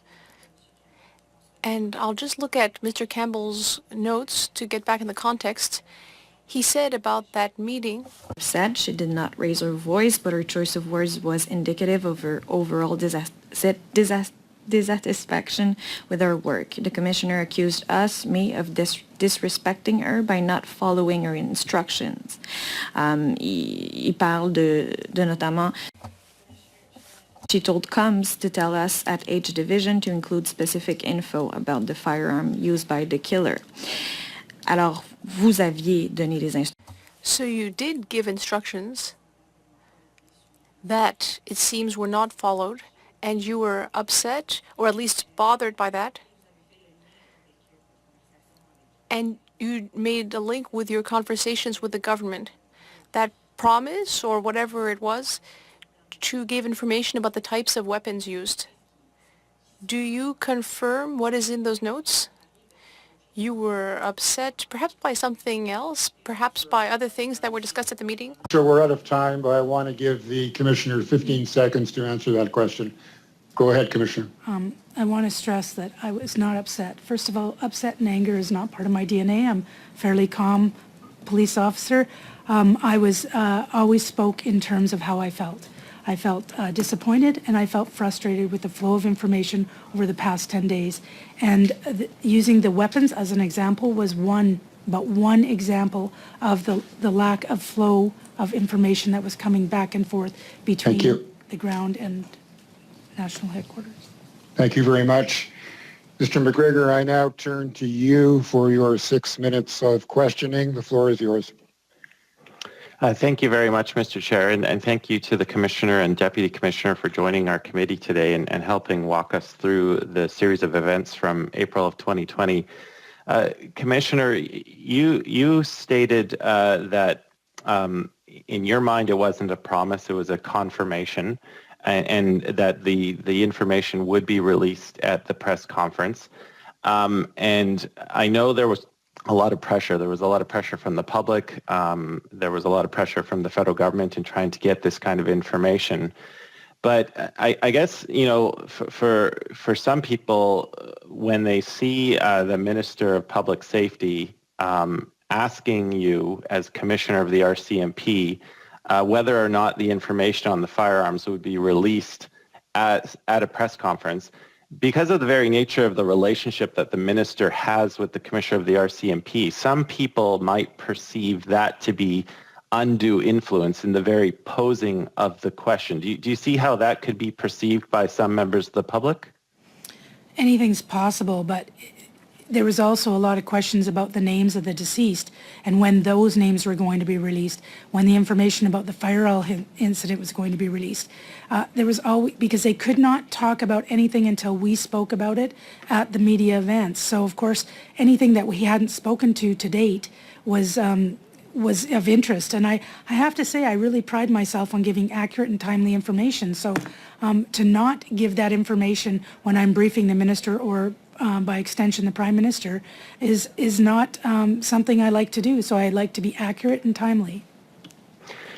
Did you, Commissioner, get a sense that when the question was posed to you that this was information that the Minister and his Chief of Staff did really want to see released in the public? Like, you know, in the asking of the question, could you infer that this is a result they actually wanted to see happen at the news conference given by the Rcmp? I didn't think at all. It was a question, I provide an answer. The minister is very, very conscious of first of all, he has an appetite for questions. He's a former police officer, so the who, what, where, why, when, and how is it's part of his DNA. So anytime there's an event, he will ask those questions.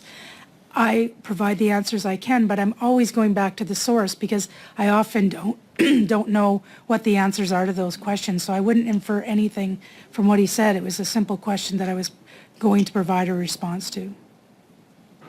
And if, just hypothetically, if the minister had asked for this information to be released through the Rcmp, do you think that would be regarded as an operational directive or more of a communications directive?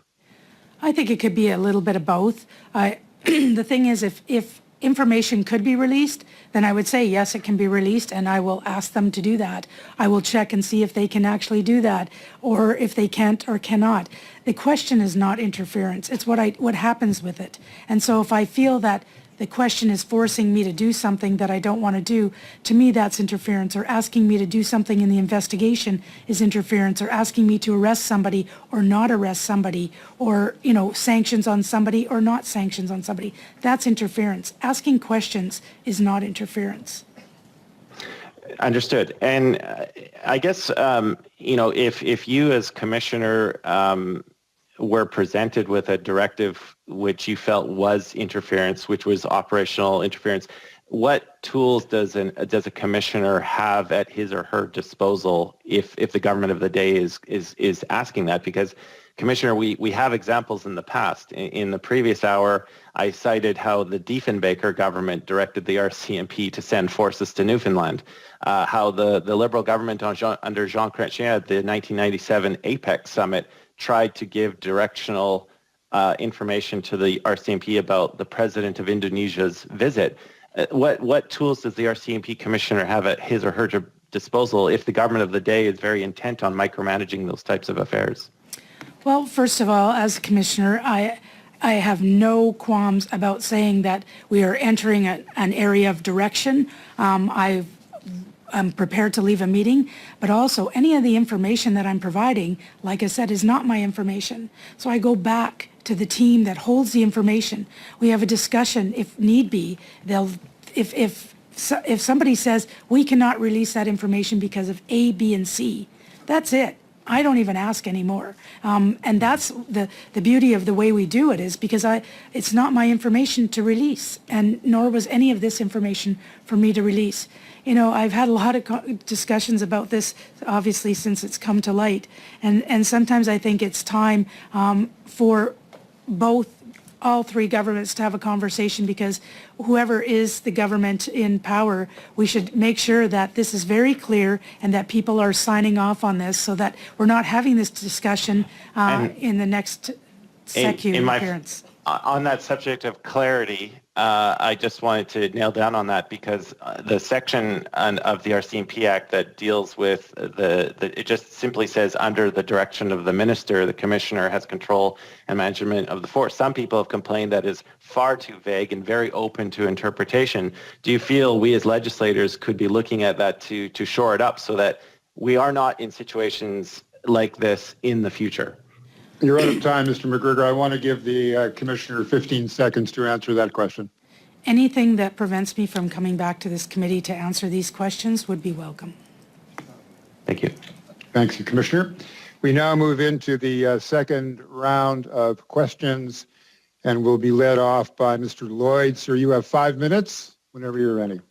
Thank you, Mr. Chair. Thank you for being here, Commissioner. Would it be fair to say, Commissioner, that it is your belief that this entire saga has been the result of a miscommunication, that you were mistakenly told that the information about the guns would be revealed, and that led to the meeting where you were unhappy about the information not being revealed? Would you say the miscommunication is the heart of the issue? Yeah, I think miscommunication is the heart of many issues. Okay, but of this issue in particular, there was a miscommunication.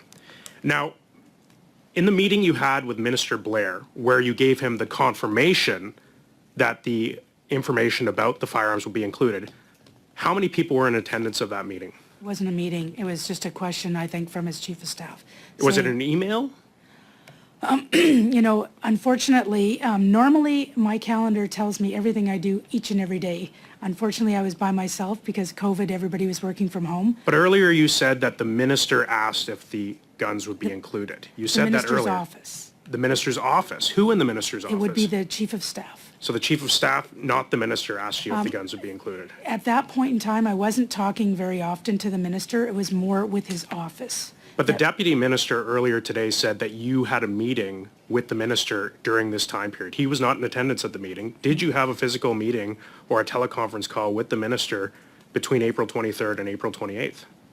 I don't have that in my records. I know that I was speaking, and I was speaking with that office fairly regularly on this event, as there was a couple of other things going on as well outside of this event. But the minister said you guys were meeting on an almost daily basis The in the wake first of 3 this. to 5 days, yes. So you weren't especially. meeting on a daily basis between the 23rd and the 28th? We or didn't- even semi-daily? We didn't physically meet very often because of COVID. So it was over the phone, so you would have had no way to tell who else could have been in the meeting? Yeah, absolutely. Were you aware of like departmental staff or political staff or just? No, if any time I was talking to the minister, it could have been just him and his chief of staff. I had no way of knowing for sure.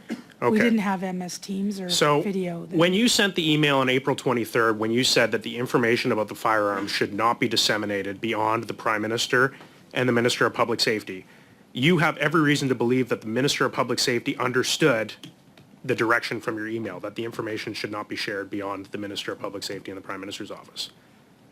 You would have to ask him if he understood, but So- it was pretty clear, I think. So but you can confirm that that information was relegated to the minister. The minister was told. So And the information was never released. So how would, like that should have just ended the conversation right there. Why 5 days later were you being asked by the minister's office if this information would be included? If you had just told them 5 days before that this information should not be included because it will impact an active investigation, what changed? Like how would it have been appropriate in any way for the minister or the minister's office to ask even the most benign question about, oh, is this information going to be included? What would make them believe that that was appropriate in any way, given your previous direction? It wasn't just about weapons. Questions were asked, when are the names of the deceased going to But be you were released? asked specifically about whether the guns would be included. You said that in your testimony. Appel au You were règlement, asked Monsieur le specifically about the Président. guns. Yes. Appel au règlement, Monsieur le Président. Sorry? Stopping my time. Is there a point of Who order? has a point of order? C'est Greg Fergus. Yes, Mr. Fergus, go ahead. J'aimerais juste, selon... I'd like to just state that according to Section 18, we need to give witnesses the time to answer.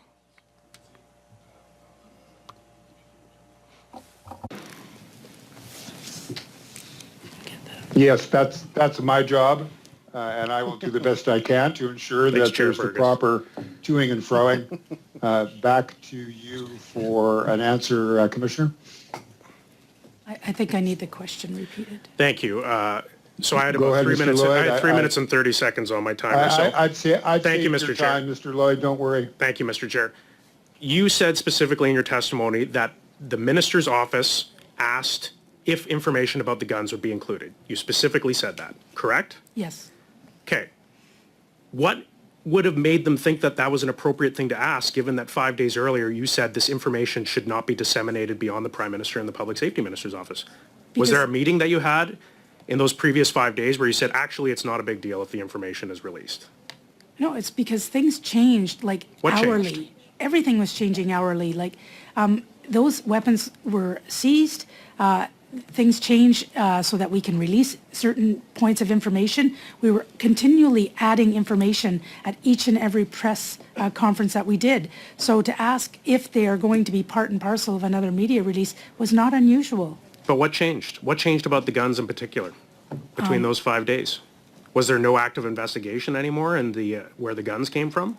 No, I was assuming that eventually that would be part of a media release.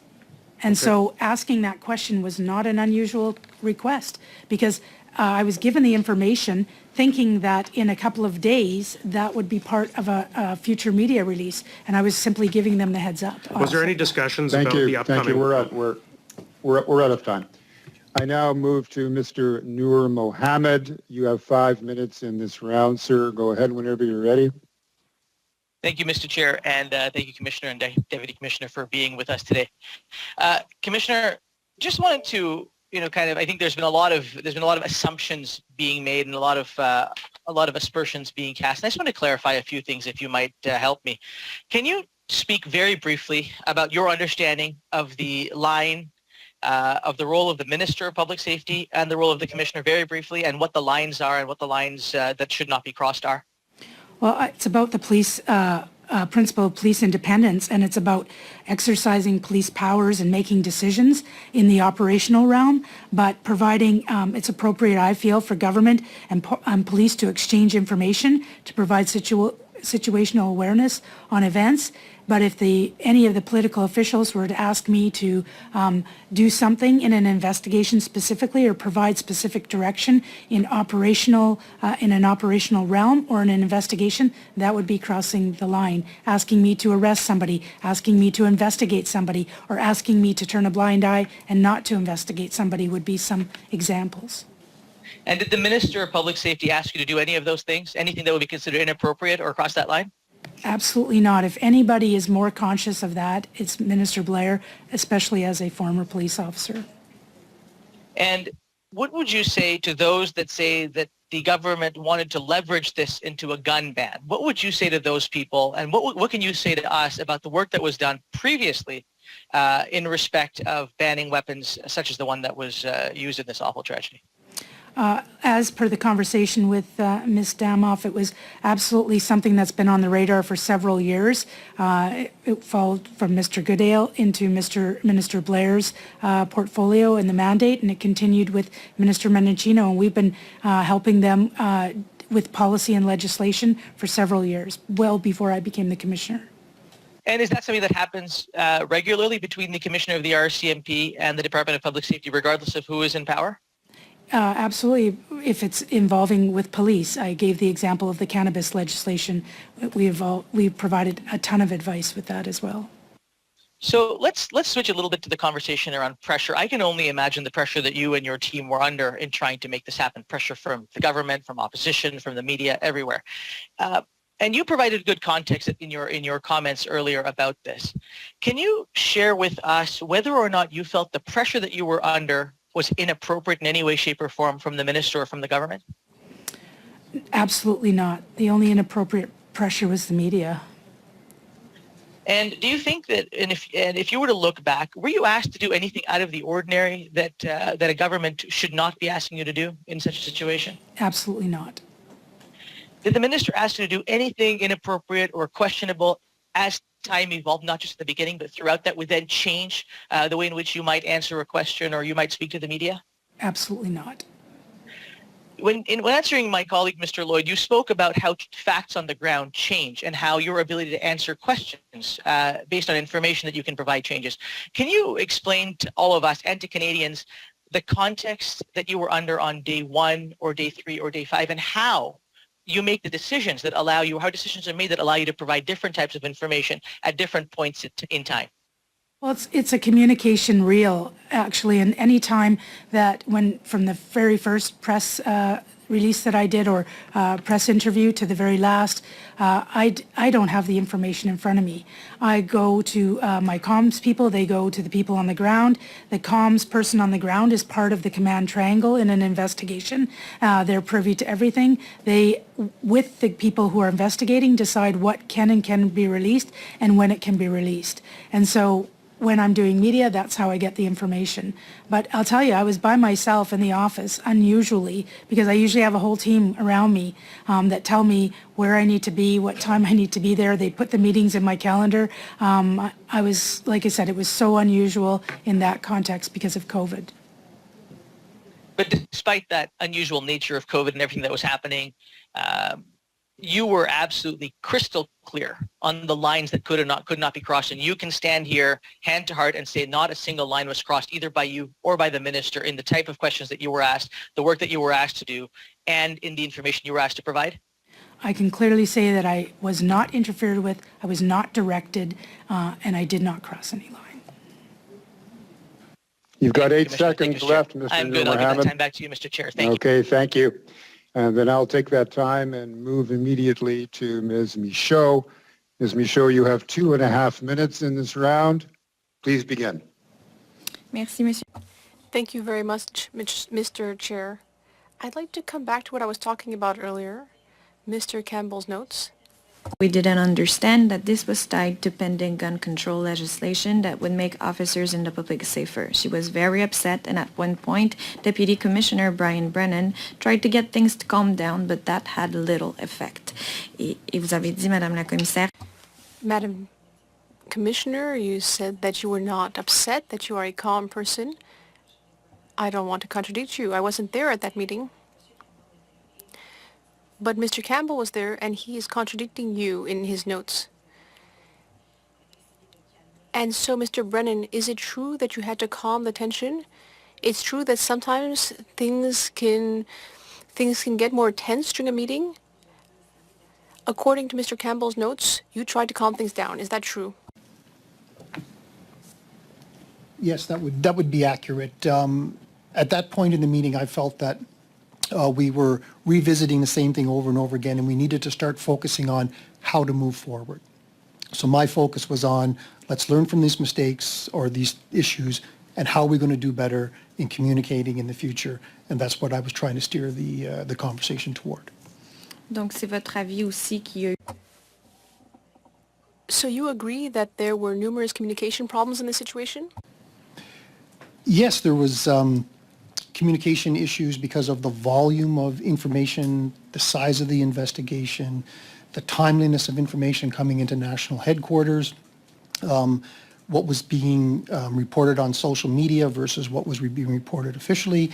So communications and the complexity of the whole situation was adding to it, and it was something that we needed really to work on to make things clarified for governments, for our employees, and for the general public.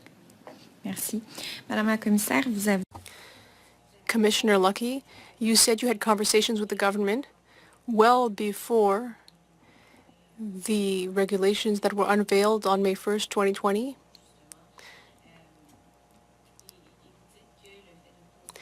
You said that when the government asks questions, that's not political interference. They are allowed to ask you questions. But do you feel that the government can take advantage of a situation to take... Question very quickly. Ce serait trop long. I'm sorry, it would take too long. Okay, then we're done with that round, and we move now to Mr. McGregor. Sir, you too have 2.5 minutes. The floor is yours. Thank you, Chair. Commissioner Luckey, can you just confirm for me, so when the government asked if the information about the firearms would be released, that question, in fact, did come from the Minister's Chief of Staff? This is my recollection. I know it didn't come specifically from the minister. It came from his office. Okay, so that was the question. And we know that in the course of a police investigation, the make and model of a firearm used in the commission of a crime is a very significant piece of information. What operational information did you have as commissioner that allowed you at that time to make the confirmation that that information would in fact be released? It wasn't about the actual firearms that were being used, because that still needed to be determined and attached to the forensics. It was about the information about the firearms that were seized in the vehicle of the perpetrator. Okay, so that's an important clarification there. I think that's probably the limit of my questions, so I thank you for appearing before us, Commissioner, and I'll cede the rest of my time over to you, Chair. Thank you. We'll then go to Mr. Perkins. Welcome to the committee, Mr. Perkins. You have 5 minutes in this slot.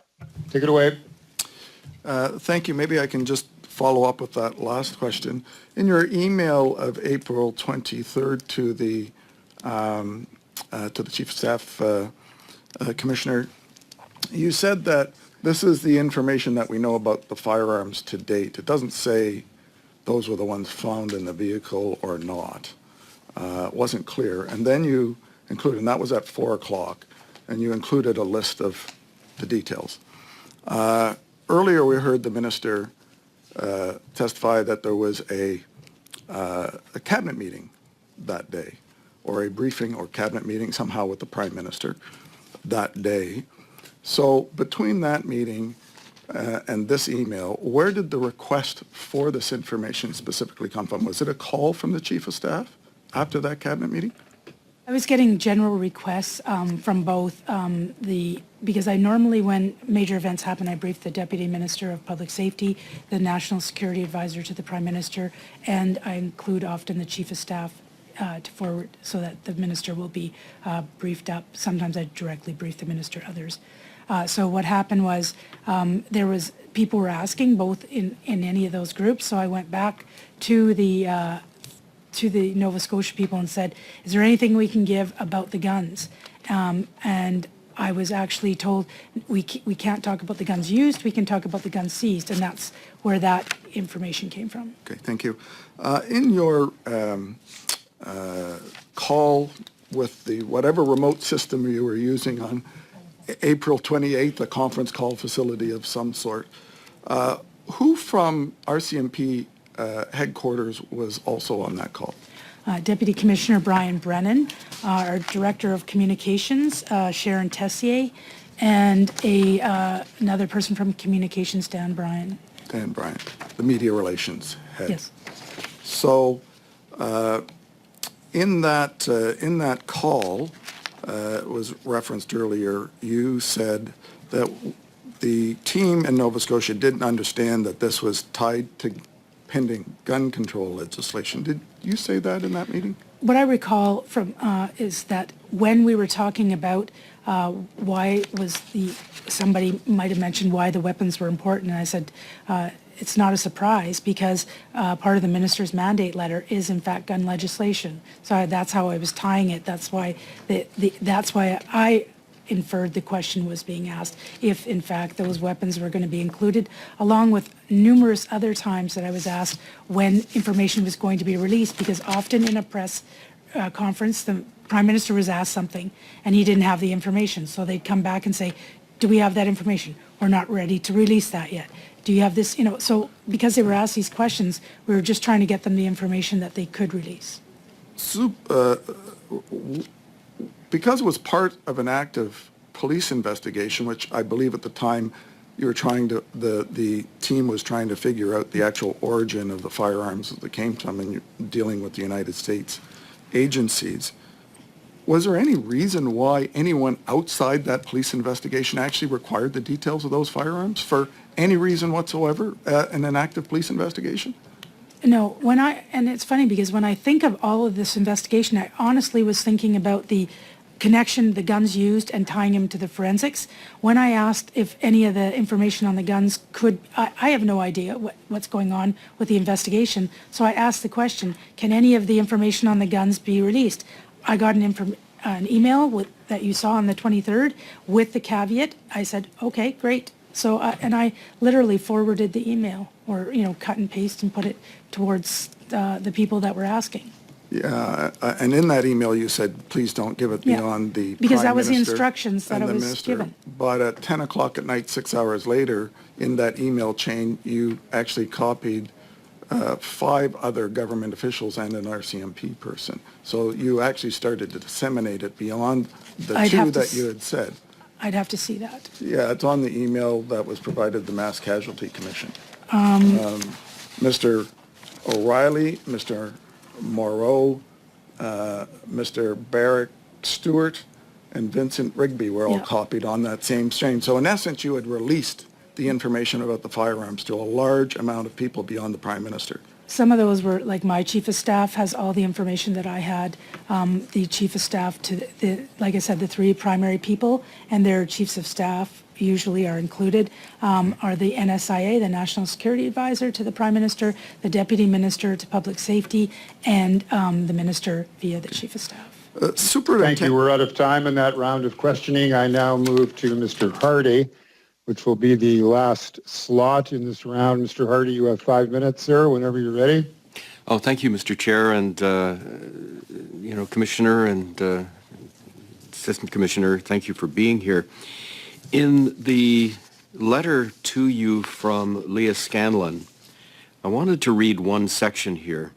It said, "It stood out to me that once you were informed there was a miscommunication and Sharon advised that she briefed incorrectly." Who's Sharon? Sharon is Director of Communications at National Headquarters. At National Headquarters. So was it Sharon that told you that the information on the firearms would be disclosed? Yes. I see. Who did Sharon ask about that? Do you know? You'll have to ask her. She's in the next panel. Okay, very good. Because I'm going to I assume think it's communications. Okay, on the ground. a critical piece here is when the question was asked, was the question asked if it would be disclosed, or did they ask for it to be disclosed?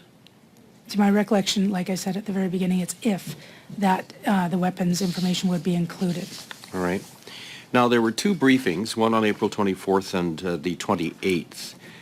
Did Superintendent Campbell conduct the briefing using prepared notes? Which briefing are you referring to? The 24th or the 28th? Are you talking about a media? Yes, correct. Yes. The 24th, I'm not sure because I'm not involved at that level. So you'd have to probably talk to the communications people.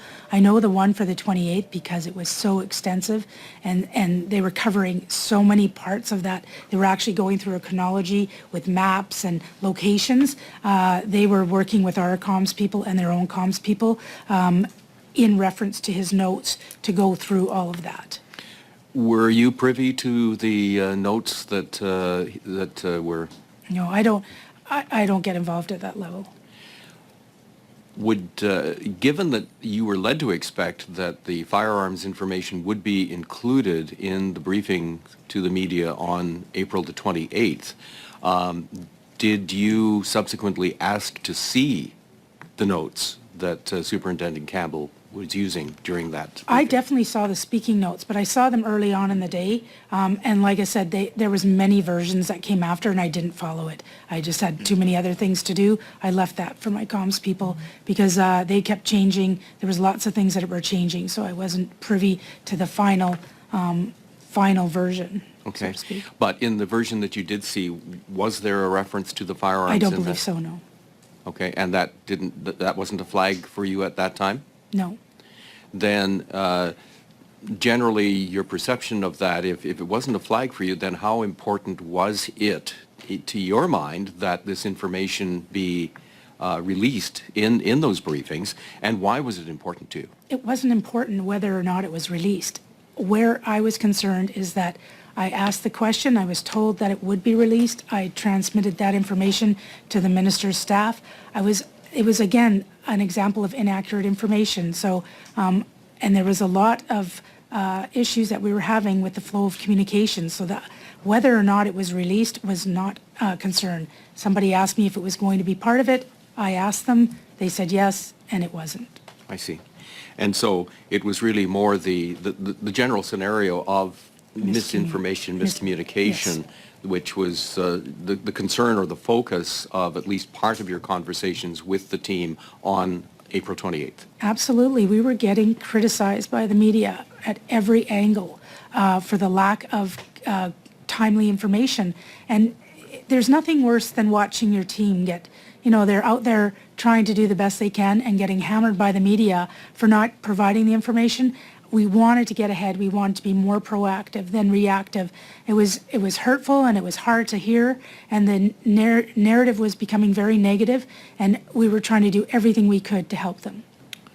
In your judgment, did the details of the weapons provided by excuse me, Superintendent Campbell on April 24th during that briefing, did that balance the interests of the public and the media for transparency without compromising the investigation? If he released it, then yes, because that was his call to do. That's part of his job, is to make sure he balances. If it was him who released it in a media release, then it was then he wouldn't have been compromising the investigation if he had released that. Was there not a provision, Sorry, Mr. Order, we're out of time. Thank you. And we're out of time for this session. I would like to thank the witnesses very much for the generosity of their time. And this takes us to the end of this panel. Colleagues, we're more than 2 hours through a 4-hour meeting. I think that probably means that one or more of you may want to make a trip somewhere, even if it's to get a sandwich. So I'm going to suggest that we take a 15-minute break now to give members a chance to do whatever it is they feel obliged or required to do or want to do. And the clerk will give us the go-ahead sign in about 15 minutes when we will proceed with the next panel. Thank you very much. We're suspended for 15.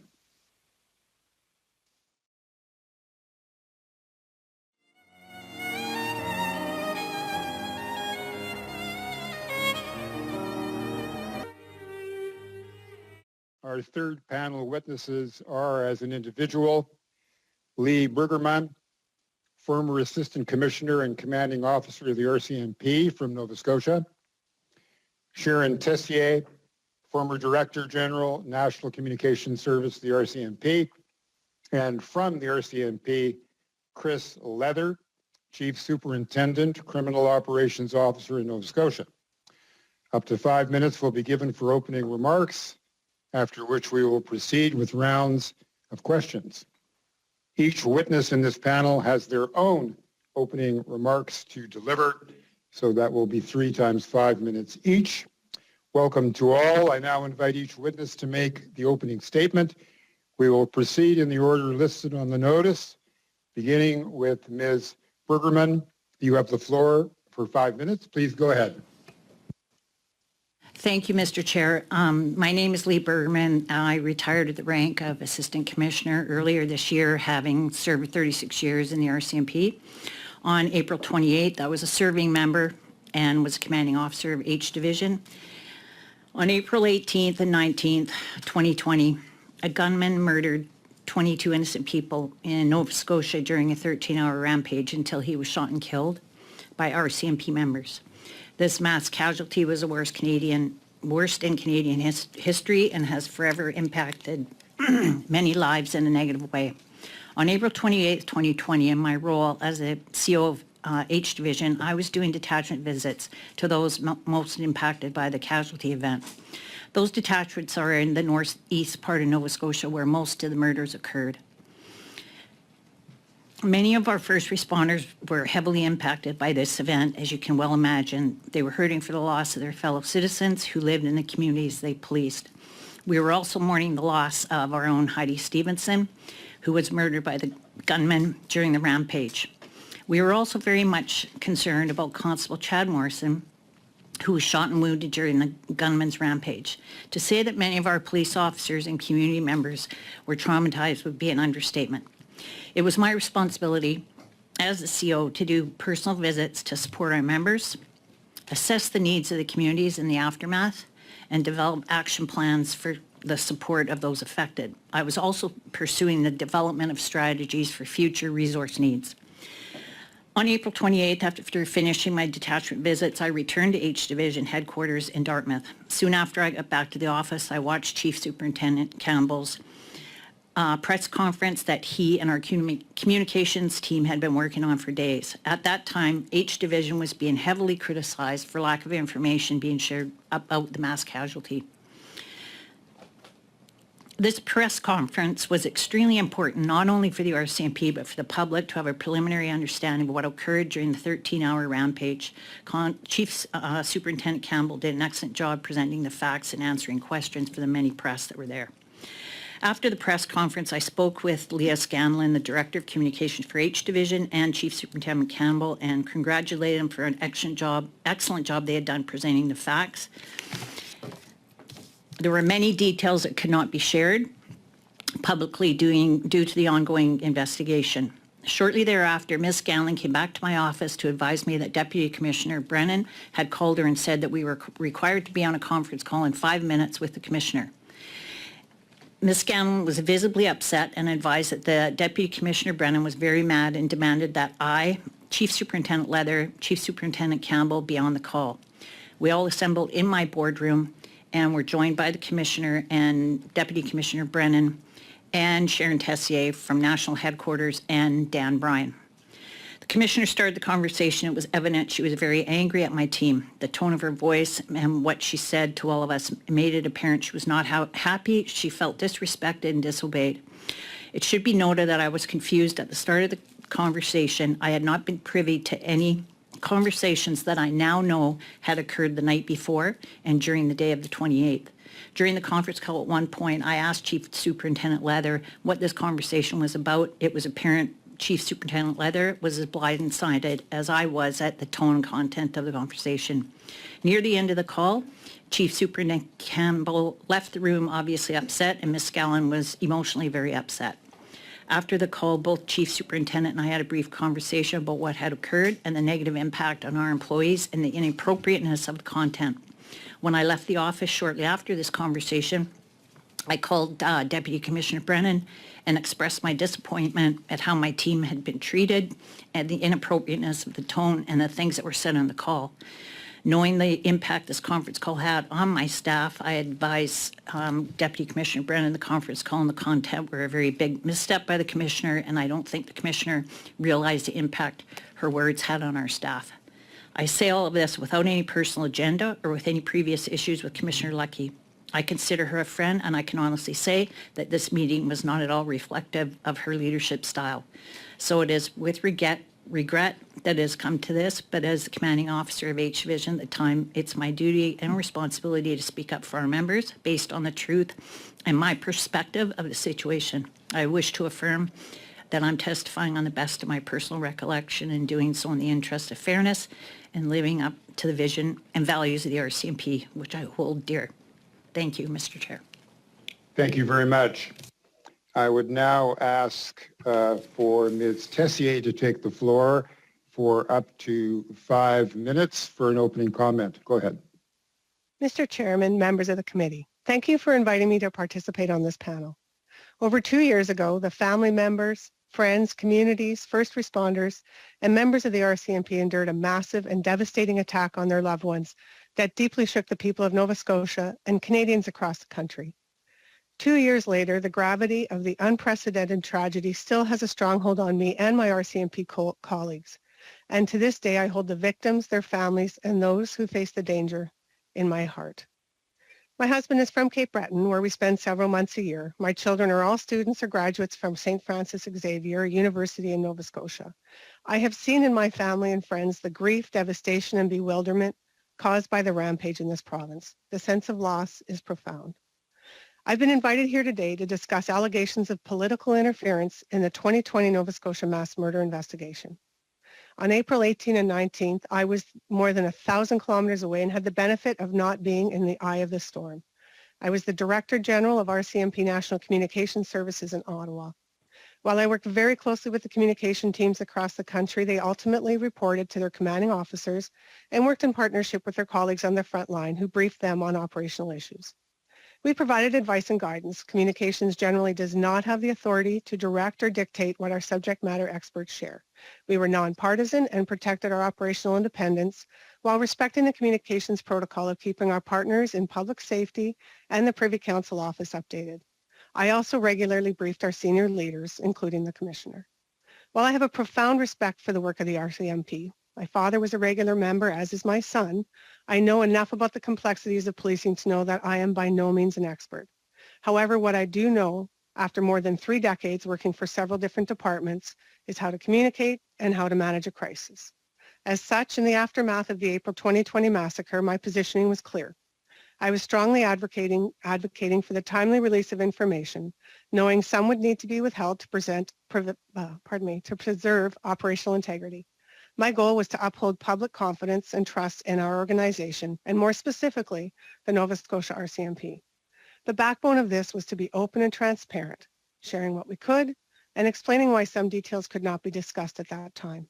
My goal was to give clarity to the public without divulging any information that could impede an ongoing investigation. It was, to say the least, a delicate balance indeed.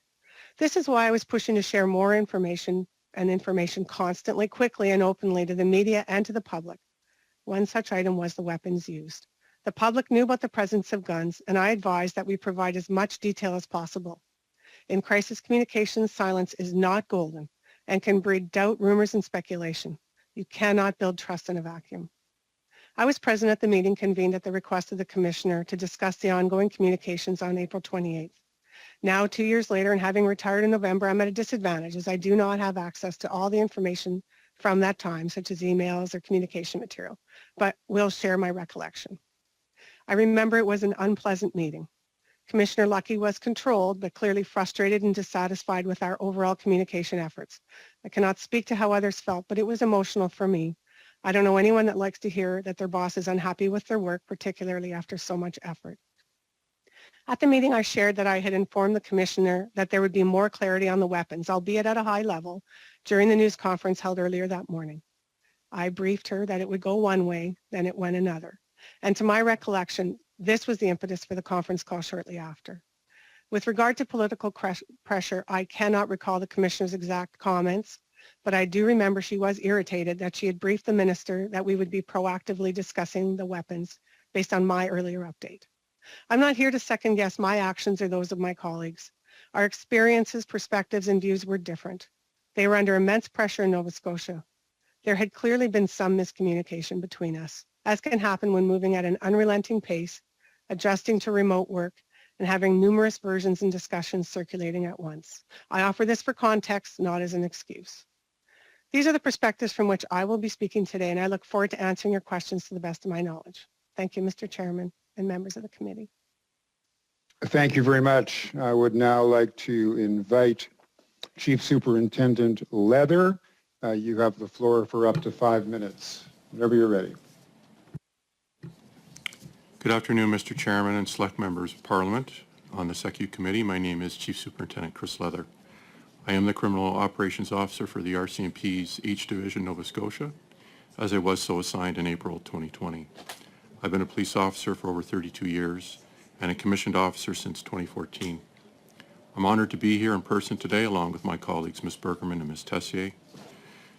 Before I offer my introductory remarks, I would like to take a minute to recognize the 𝙄𝙁𝙁𝙀𝙀𝙁 tragedy of April 18th and 19th, 2020, one that so horrendously impacted the country, province, its communities, and of course the victims and their families in Nova Scotia. The impacts have been and continue to be felt by the public, our membership, and the pain will be felt by all for many years to come. As Canada's worst ever mass murder, we are forever scarred by the senseless act of violence perpetrated by the lone gunman.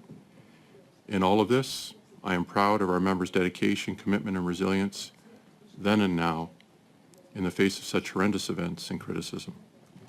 I'm returning to Nova Scotia tomorrow, and I'm scheduled to testify for 2 days at the Mass Casualty Commission. Also, I recently provided a 10-hour audio recorded statement to MCC Council pertaining to my roles and responsibilities during and after the 𝙄𝙁𝙁𝙀𝙁 tragedy, and I will remain engaged to assist with policy change, law amendments, and cultural change, and whatever else is asked of me. We look forward to receiving the final report from the Mass Casualty Commission in November this year and acting on the report's recommendations. We know there are many areas we can improve on and gaps that we will address. I know the after-action report work will be crucial to bolstering public safety and confidence in the RCMP. I want the committee to know that we recognized issues early on, and where we could, we have already begun to address the gaps identified, working shoulder to shoulder with our provincial government counterparts, the Nova Scotia Municipal Police Chiefs, fellow criminal operations officers, and commanding officers across Canada, and of course the communities we serve, to improve and evolve as an organization. The RCMP is a provincial police service in Nova Scotia, and we serve at the behest of the province of Nova Scotia, the public, and Public Safety Canada. We take this responsibility seriously, and we look forward to serving Nova Scotians in this capacity for years to come.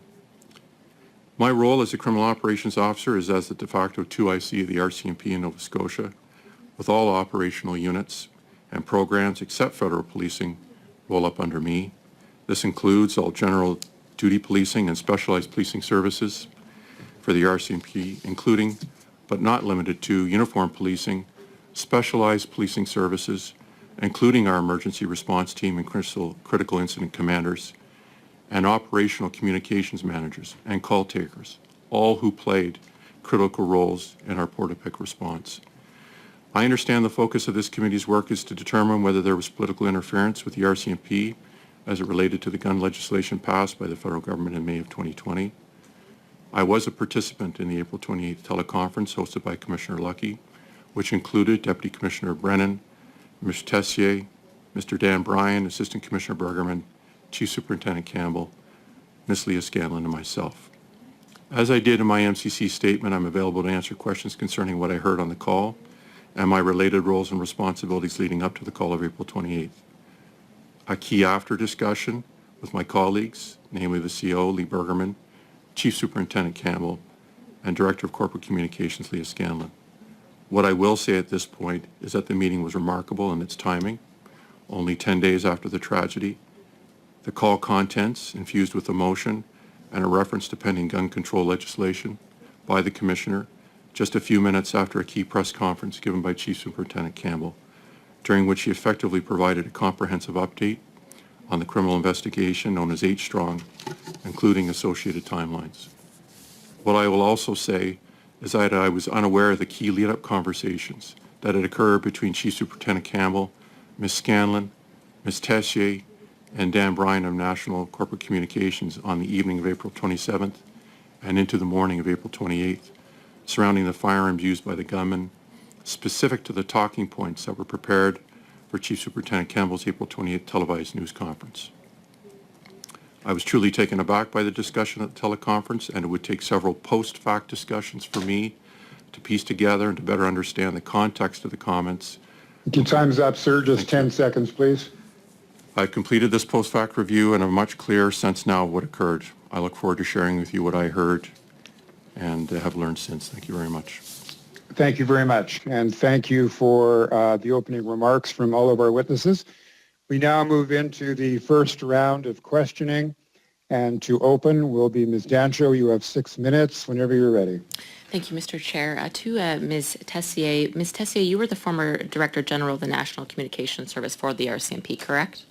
Yes, I was. Following the Nova Scotia attacks, you would have been in direct communication with Minister Blair's office, notably his staff, and the Prime Minister's office, notably the Prime Minister's staff, correct? No, I was not. I have a director of corporate communication or of operational communications, and she was the one that was briefing, as we call it downtown, which was public safety and Privy Council office. We have a protocol that the minister's office reaches out through Public Safety Canada, not directly to us. What was her name? Jolene Bradley. And who is her contact in the Prime Minister's office? Oh, she would not have been dealing with the Prime Minister's office. It would have been Privy Council office, so it would have been probably Ken 𝙁𝙁𝙀𝙀𝙁, who was the head of the communications at PCO. Was there anybody in Minister Blair's office she was dealing with? Not that I'm aware of. She would have been dealing with our colleagues in communications at Public Safety. Okay, thank you. You're welcome. Ms. Bergerman and Mr. Leather, thank you for being here, and thank you, Ms. Tessier, for being here. Ms. Bergerman, you mentioned a meeting that happened the evening before the April 28th press conference and a subsequent meeting with Commissioner Leckie. Did I hear you correct? There was a meeting the night before? I'm not aware of a meeting. I misheard you. I'm going to ask you a few questions just in response to Lia Scanlan and Darren Campbell's notes and letter. Lia Scanlan also mentioned to the MCC in an interview that the Prime Minister and Minister Blair were, quote, were weighing in on what we could and couldn't say. Was that your experience? Only on this particular phone call that we had on the 28th, that there was a reference to the minister putting pressure on the commissioner. So according to your, and you think you're referencing what Lia Scanlan had also referenced, that the commissioner indicated Minister Blair pressured her to release this information. Was that what you heard from Commissioner Leckie as well? I heard minister. I don't recall hearing Minister Blair. And what did Commissioner Leckie say about the minister, that some minister had pressured her to release the information about the weapons used in the attack? The conversation was more about we didn't understand the big picture, and that there was pressure from the minister to release the caliber and the make and models of the weapons used in the mass casualty. So you would agree with Darren Campbell's notes that Commissioner Leckie, the words he used was promised Minister Blair and the Prime Minister's office that that information would be released? Yes. So you heard the Commissioner say she promised the Minister and the Prime Minister's office? Yes. And did the Commissioner Leckie directly tie that to the forthcoming firearm policy from the Liberal government? Yes. She did. So she said the pressure was from the Minister and the Prime Minister's office, that she had promised them that that information would be released, and the pressure was a result of it being tied to the forthcoming gun policy from the Liberal government. Is that correct? That's correct. Mr. Leather, can you answer that as well, the same questions? Yes, and I've had an opportunity to review the notes that Superintendent Campbell, or Chief Superintendent Campbell, now also prepared.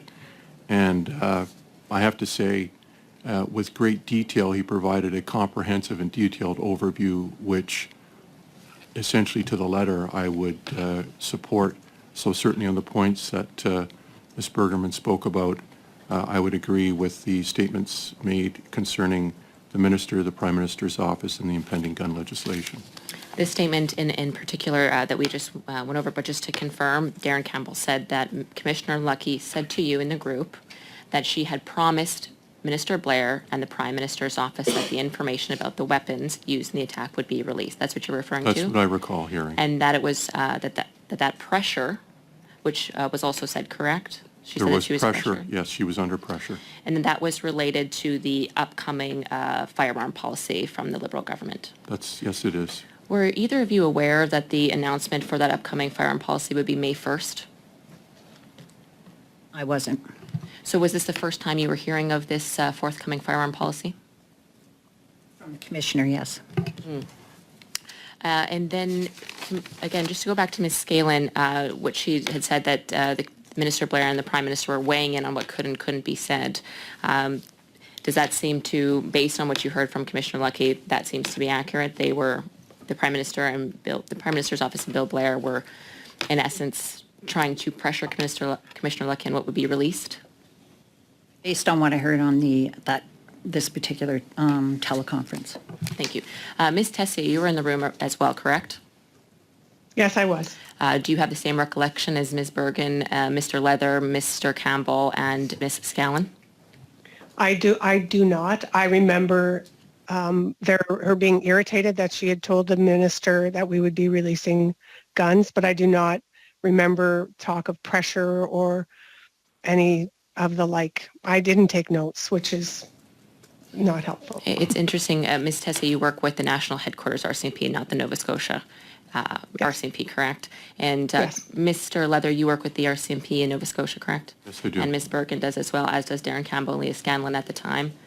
So the four individuals from the RCMP in Nova Scotia have a different recollection than Ms. Tessier and Commissioner Leckie. I find that very interesting. With my remaining seconds, did you have anything to add? And we're Ms. out of Bergen? time, Ms. Dancho. Thank you.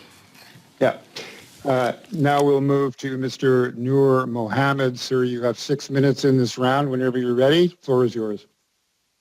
Thank you, Mr. Chair, and thank you to the witnesses for making the time to be with us. Former Commissioner, Deputy Commissioner Bergerman, if I could ask you, in your dealings through this matter, did you ever hear directly from the minister or the minister's office in respect of what they were asking the RCMP to do or not to do? No, I was not. So you were not aware of any instance directly that you heard yourself where the minister's staff were instructing anyone to do anything, correct? I never heard anything directly, no. So you never heard the minister in any way, shape, or form try to pressure anyone? No. So you were hearing secondhand information, which you're now conveying. Is that correct? From the commissioner, yes. Okay. And is it possible that, you know, we can all disagree with people's management styles. We can all disagree with how people come across in meetings. But is it possible or probable that the commissioner was expressing frustration as a result of the commitment or confirmation she might have given versus what was asked of her? I am unaware of that because I didn't know of any conversation prior to this teleconference that had gone on, I'm guessing, between Ms. Tessier and Ms. Scanlan and probably Dan Bryan. You would not be able to say this with any certainty, correct? Be able to say what? That these what you're saying, that this possibly happened, that possibly. You don't have any certainty around that, do you? I don't have any direct knowledge of conversations that were had prior to this teleconference. Okay, thank you. Ms. Tessier, you've been in the business of communications for a very long time, and you've seen a lot in your career. Can you talk to us a little bit about how facts on the ground change the RCMP or any national security agency's ability to communicate and what they can and cannot share? Well, we always try to keep our credibility and the confidence and trust of our communities by sharing as much information as quickly as possible. And as you've heard, I mean, information changes over time. What may have been something that we need to withhold until it was clarified and confirmed, we can eventually share. You know, the information on the gunman, as time went by, they were able to provide more information. The information on the number of victims, the victims' names, the use of the replica police car, the uniforms. I mean, as time passes, more information is possible to release. But I will say, I am not a police officer, and I always asked that they release as much as they can, respecting that some stuff would have to be withheld. But it never stopped me from asking them to release stuff so that we could take a look at it and see if it, well, no, I say we, so they could take a look at it and decide, would this actually impede an operation or you know, result in decreased operational integrity. So I understood my role and my lane, and they understood their role. But my goal at the end of the day was to, you know, confidence and trust in a policing organization is essential. So I was trying to keep our credibility as high as possible. And is it safe to... No, go ahead, sorry. Is it safe to say that everyone involved here was aware of the lines and doing their best not to cross any lines? I think absolutely. That's common. Our members know that they need to provide us the information. We can only share what we know, but they also know to keep a box around the stuff that has to be withheld. And that's how we operate. We always have, and it works well. And would you say that that was the case in this situation, notwithstanding frustration that people may have been felt, what maybe have been perceived as anger or disappointment, as Commissioner Lucki, you know, characterized her own views? Is it fair to say that everybody across the way acted with integrity and within their own lanes? Absolutely. They were working we were all working night and day, but they were in Nova Scotia right there, and so much extra pressure. You know, as I look back on this, there was clearly miscommunications between my group and the group in Nova Scotia, and it's very unfortunate that it ended up, I briefed the commissioner one thing and it went another way. And I think that's what caused this whole dissatisfaction in our communications. And if you were to reflect on this now, there's a lot of political hay being made about the minister perhaps meant this or did this or said this to the commissioner, and the commissioner said this or did this. Can you go back to this point about miscommunication? And with your own experience of however many significant decades of experience you have, can you speak to how miscommunication may have played a role or could have played a role here versus malice or bad intention? Well, I think, just looking at the number of versions of the speaking notes we had going back and forth, and, the discussions that were going on perhaps between Lia and I, and then a different discussion going on between Mr. Bryan and Mr. Leather or Mr. Campbell. Like, there were so many people trying to do their level best. Everyone had the same goal in mind. We were working as well as we could together remotely for the first time with COVID. It was terrible. We couldn't even see each other while we were working. It was very difficult. And I know that everyone working on this file was doing their level best. And beyond that, people were doing Herculean efforts, working night and day. And I mean night and day. People would shut off their computers at 2 a.m. and fire them back up at 5. So Thank you. Thank you very much. You're welcome. I now turn the floor over to Ms. Michaud. You have a 6-minute slot. Floor is yours, Madame Michaud. Merci, Monsieur le Président. Merci. Thank you very much, Mr. Chair. I'd like to thank all 3 witnesses for their presence. I'd like to come back to some of your answers that you made to my colleague a little earlier. I agree with her that it's a bit curious that the people who remember the meeting of 28th of April from the Nova Scotia RCMP seem to remember things quite differently from the national RCMP. And I'd like to come back to that.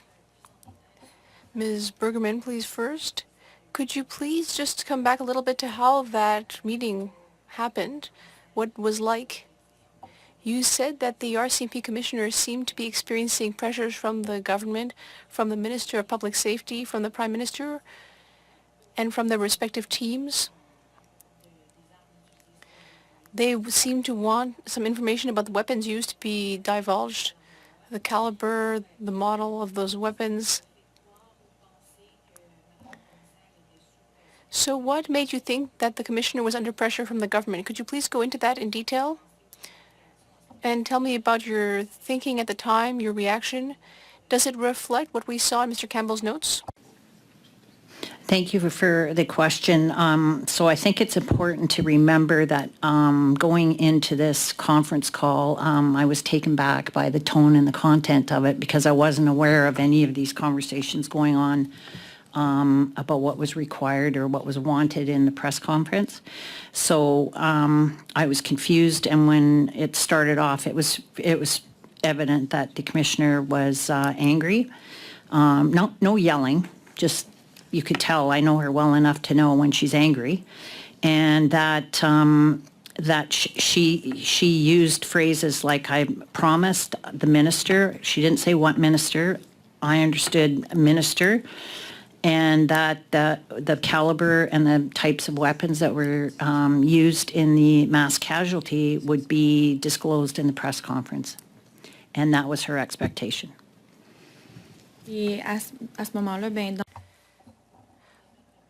Okay, and so what I understood from Mr. Campbell's notes is that he answered that he could not share that information at that time because it might compromise the inquiry. Do you agree with that? Not the inquiry, the investigation. L'enquête, ouais.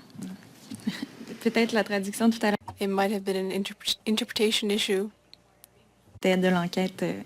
I was talking about the inquiry earlier, but now I'm talking about the investigation.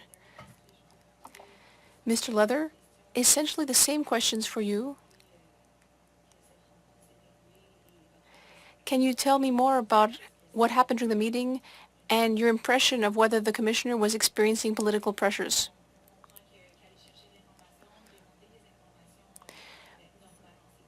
We know that just asking for information doesn't amount to interference, but when there's a certain level of pressure to get information more quickly, that may be what happened here. Is that your impression?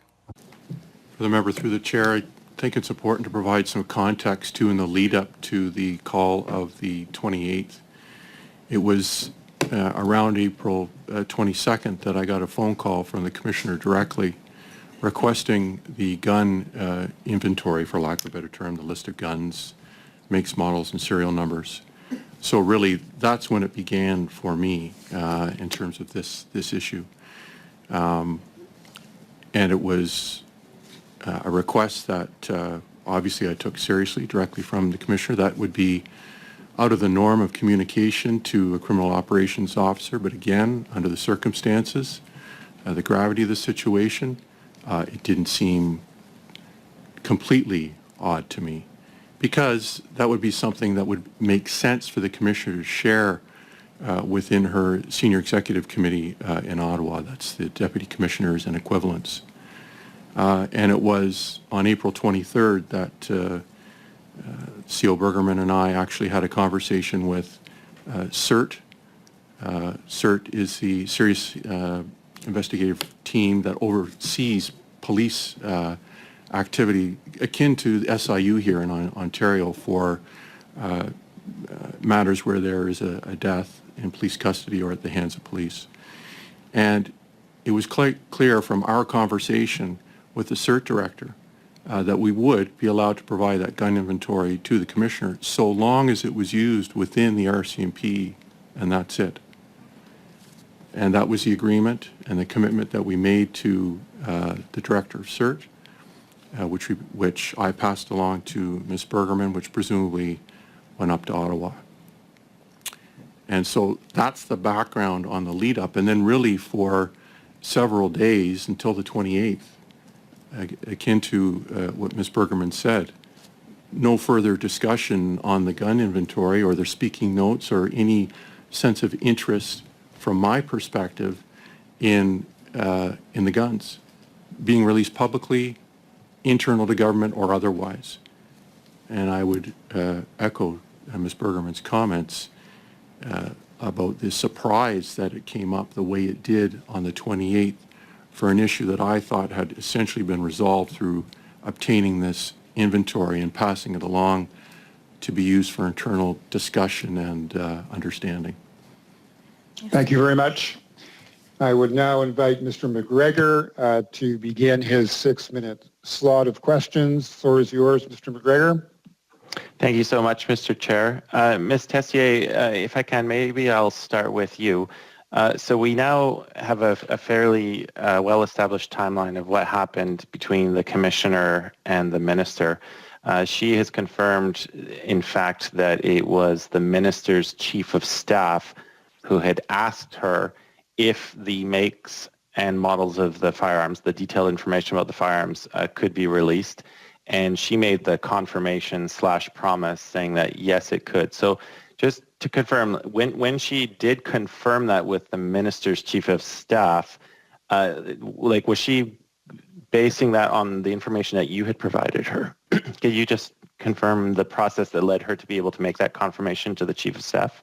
I'm not aware of when she briefed the Chief of Staff. I just know that I briefed her, and I had briefed her, I believe it was the evening of the 27th or first thing on the 28th, that we would be releasing more information on the guns. I did send a revised set of speaking notes to the Commissioner, and the version I sent one of the versions I sent did include information on the firearms to the best of my recollection. I cannot remember how much detail was in there, but there was reference to the firearms, and I have never been in a briefing between the Commissioner and the Minister or the Minister's office, so I can't speak to that. But we can assume that based on that information that you've just confirmed that you gave her, that she was able to make a confirmation on that. So now maybe I'll turn to Ms. Bergerman. When, in ongoing police investigations, when it comes to the make and model of a firearm that's used in any kind of a crime, and given the state that the Nova Scotia inquiry, investigation was at that particular moment, Superintendent Campbell had made reference to the fact that during the teleconference, he said, and I quote, "I tried to explain there was no intent to disrespect anyone. However, we could not release this information at this time," end quote. Can you just educate the committee and the public and the media here as to why he would tell the commissioner that? Why at that time was that information so sensitive that it could not yet be released? So at that time, there was an ongoing investigation as it relates to the weapons, because we were working with the FBI and with our counterparts in the U.S. and the U.S. Border Patrol and CBSA. So it was kind of an investigation still going on between those 3 or 4 different agencies, and there was some determinations of how the gunmen got the guns, got the weapons that had not been fleshed out completely, and there were still many witnesses that had to be interviewed. So it would be detrimental to that investigation to have that out in the public for potential witnesses to hear all this information without first getting the information from that witness. So as Superintendent Campbell's notes indicate, and which you have confirmed are quite accurate in retelling how that conference went. So the commissioner came onto the teleconference after she had made a confirmation / promise. There's some ambiguity over to which particular word, but in any case, she, as she tells it, had made a confirmation to the minister's office that this information would be released. It was patiently explained to her by Superintendent Campbell that this could not be released at this time because of the investigation.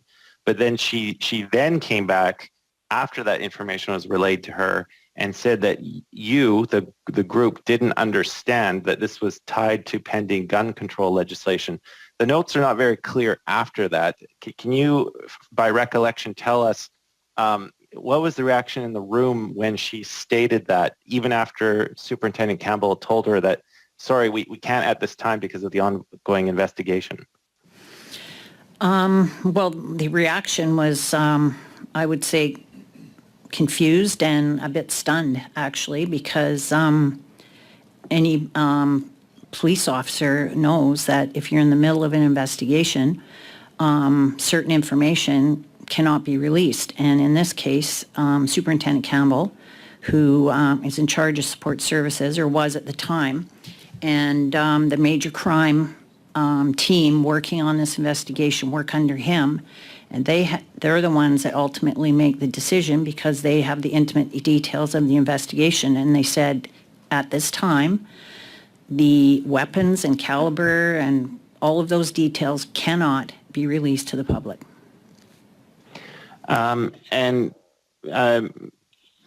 Maybe Chief Superintendent Leather, do you have anything else to add to that? I mean, Ms. Bergerman said there was a sense of confusion in the room. Do you have anything to add to that in the final 30 seconds? I would just reiterate the importance of the sanctity of that information 10 days after the tragedy. And Darren Campbell was well positioned to make that statement to the commissioner and to provide that rebuff to her, given his knowledge of the file, his courage of convictions around that. And there was an exchange, if you will, between them about the importance of that. And I don't believe that the commissioner was overly compelled or convinced with his response, saying that we didn't fully understand the implications of not releasing. Thank you very much. We now move to the next round of questions. This is a 5-minute round for you, Mr. Perkins. The floor is yours whenever you're ready for it. Thank you, Mr. Chair. Thank you for appearing. You are both very seasoned police officers and investigators. Did either of you take notes of the conversation? Yes. Could you table those with the committee? Not here, I can't. I would have to get them out of Nova Scotia to be able to table them. Superintendent, could you do that as well? Yes, I have them here. Oh, that would be great. Thank you very much. Was the I know at Rcmp HQ, they have the ability to tape every phone conversation. Did your office have in the conference room have ability to tape this conversation, or did you? We did not tape the conversation. Okay. Thank you. Chief Superintendent Leather, you said that CERT said that the information on the firearms could not be released to anyone outside of the RCMP, and that was on April 23rd, is that correct? Yes, sir. So at 4 o'clock on April 23rd, when the Commissioner emailed the details of the firearms to people outside of the RCMP, was she breaking the rules with CERT? I'm not sure that the Commissioner was aware of that caveat that was put on the notes. My communication with the gun inventory went to Ms. Bergerman, and where it got communicated beyond that and what was contained in the caveat or not, I'm not sure. But it was clear from our conversation with Mr. Curran, the Director, that that was the expectation of the RCMP, that we keep it in-house, and I certainly pass that along. And that would not be an unusual request in the circumstances? Under the circumstances, because they pertain to the gun inventory of the weapons seized from the gunman's car at the now infamous Big Stop where he was dispatched, and that CERT, in fact, had primacy on that investigation because there was an investigation into the shooting of the gunmen by our members. Yes, 𝙁𝙁𝙏𝙀 was an ongoing criminal investigation that we were running parallel, and therefore it's only appropriate that we would consult with the CERT Director to make sure he was comfortable with its release. And so the Commissioner would have known that in the incident where RCMP had been involved in a shooting, generally CERT would insert itself into those situations and would restrict the information flow. The Commissioner would be well aware of the CERT investigation, yes. Okay. Ms. Tessier, were you involved in the drafting of the Commissioner's public statement for June 21st that was released this year? No, June 21st this year, I've been retired since November. Okay. Were you informed that evening in the 40 minutes when the shooting started that this had happened? No. When were you informed? I believe it was the following morning. It is terrible to say, it is a blur. I believe it was the following morning. Okay, thank you. I have more questions, but I'd like to turn the rest of my time over to my colleague, 𝙒𝙁𝙏𝙀𝙊𝙄. Mr. Chair, I'm going to move a motion which procedure-wise we know we would need to discuss now, or at your discretion, Mr. Chair, of course, on the will of the committee, we could discuss it after we finish this round of questions from all parties. My staff has hard copies in both languages and is emailing an electronic copy to the clerk now. Mr. Chair, I move the following motion, that pursuant to the standing order the committee, Standing Order 1082, the committee hold a meeting on the allegations of political interference in the 2020 Nova Scotia mass murder investigation study no later than August 31st, 2020, to hear from the following witnesses: Superintendent Darren Campbell, Nova Scotia RCMP; Lia Scanlan, former RCMP Communications Director; Alison Whelan, RCMP Chief Strategic Policy and Internal Relations Officer; Dan Bryan, Director of Media Relations, RCMP; Jolene Bradley, Director of Strategic Communications Operations; Ken McKillop, Assistant Secretary to the Cabinet, Communications and Consultations, Privy Council Office; and the Minister of Justice and Attorney General of Canada and his officials. Okay, and this motion has been translated and circulated to all members of the committee? Correct. Yes? We are passing it out now, Mr. Chair. Okay. The clerk is in the process of doing that. Yeah, I think we should deal with the motion now. So once the motion has been circulated, clerk, give me the high sign, and then I will open up the floor to comments on the motion.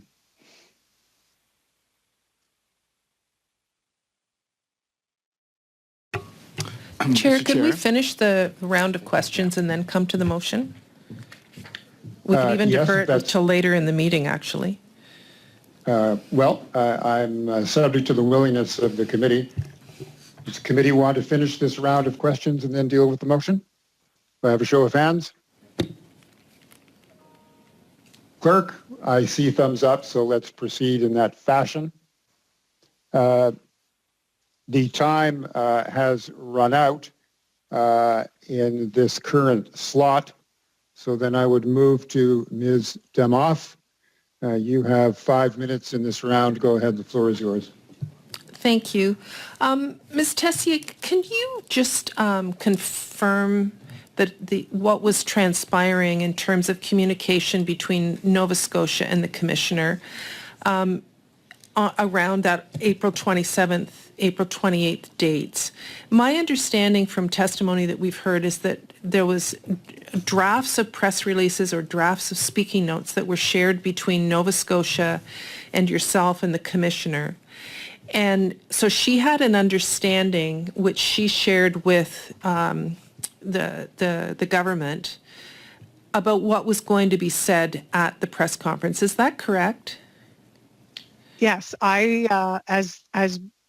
notes were finalized, I would share them with her chief of staff.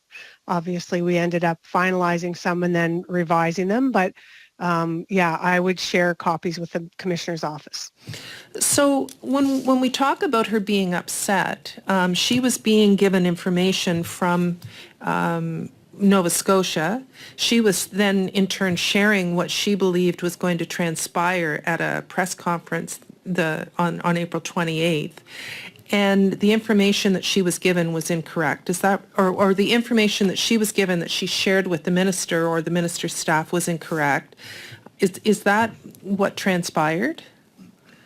More or less. I can't speak to whether or not Nova Scotia was sharing information with her. I was not aware of that. As far as I know, just to clarify, it was being shared with you, who in turn Yes. was sharing it with her. Yes, we were working very closely with our colleagues in Nova Scotia, then I would share it. Okay, and so her expectation and what she had said in terms of what she had shared with Minister Blair. Point of order, Mr. Chair. Point of order. Thank you, sir. I'm very confused. I got a lot of he's and she's in here, and I just wonder if the member opposite might use their appropriate titles and keep things a bit more clear here. I think we're losing the train. Thank you. So for clarity, the Nova Scotia RCMP, I don't know who it was sharing drafts with you, Ms. Tessier. Is that correct? Yeah, we were working on them together, yes. Okay, and then you were sharing information with Commissioner Luckey? Yes, with her office, with Rob O'Reilly. Okay, and then the information that was shared by you with Commissioner Luckey was in turn shared with Minister Blair or his staff? Well, that's what she told us. That's what the commissioner told us. Yeah. So I guess what she told us. I guess what I'm trying to clarify is that the commissioner had shared information that she thought was going to be shared publicly, and if I remember at the time, there was a lot of frustration by all parties, by the public, by people in Nova Scotia about what information was coming out. So there were challenges with communications between the people on the ground in Nova Scotia and with the commissioner in terms of what was going to be said at that press conference, correct? Yes. So, Ms. Bergerman, would it not make sense that the commissioner was then upset when she spoke to you about the fact she'd been given, and I'm not trying to lay blame with anyone because I think it was a really important point the commissioner brought up that at the time this happened, we were a month into COVID, and there was a challenge with people having been sent home. The normal working conditions were not in place. So, I mean, I would think that the commissioner would have been upset about her not being in the loop about what being shared at the press conference. Yeah, well, that makes sense now, why she was upset, but it should have never been shared with her that we were going to release details of weapons and calibers or whatever the ask was. She should never have been told that. I don't disagree with you, and but that was what happened, and I think, you know, it's important to point out the information was never shared publicly by anyone from the government or anyone else. In fact, the only way that information did become public, if I remember correctly, was through an ATIP request from the media. So it's not like this information was leaked in any way. It did remain confidential. So I only have, I think, 15 seconds left, Chair. So I just think it's important to remember the challenges COVID presented, and I would suspect that had Nova Scotia's borders not been shut down, that there would have been resources provided to you in Nova Scotia that were not available to you. Is that a fair assessment? Well, actually, no, because if you were coming into Nova Scotia, even though we had the bubble, and you were coming there to work, it was essential service, basically. Okay. Then you didn't have to do any of the Thank you. quarantining. Thank you very much. I now move to Ms. Michaud. You have 2.5 minutes in this round. Go ahead. Merci, Monsieur. Thank you, Mr. Chair. In emails that were revealed recently, we saw that the RCMP commissioner said to the Public Safety Minister's team that information about the weapons used by the perpetrator, that information should not go further than the PM's office and the minister's office. From what I understand about the meeting a few days later on April 28th, is that position had completely changed, and that by then the commissioner seemed upset about the fact that information was not going to be made public. In your opinion, and I'll start with you, Ms. Bergerman, what made her change her perspective like that? Were there perhaps conversations with you or with minister's staff which led her to drastically change her position? I'm unaware of why her position changed. I certainly didn't have any conversations with her about it, and I would always rely first on the wishes of CERT and the wishes of the investigative team at that time, because they have the intimate knowledge of what they can and cannot release. So I don't know what changed her position. Monsieur Leather, est-ce que vous avez une idée? Mr. Leather, what about you? Do you have a sense of what could have made that position change drastically within a few days? I understand that in an investigation like this one, there is information that cannot be divulged at an earlier stage, but then later it can be divulged because everything's changing very quickly. So this seems like a fairly major change. What do you think is behind it? Like Ms. Bergerman, I'm not aware of any conversations. I certainly didn't have any with the Commissioner, Deputy Commissioner, or obviously with Public Safety Canada.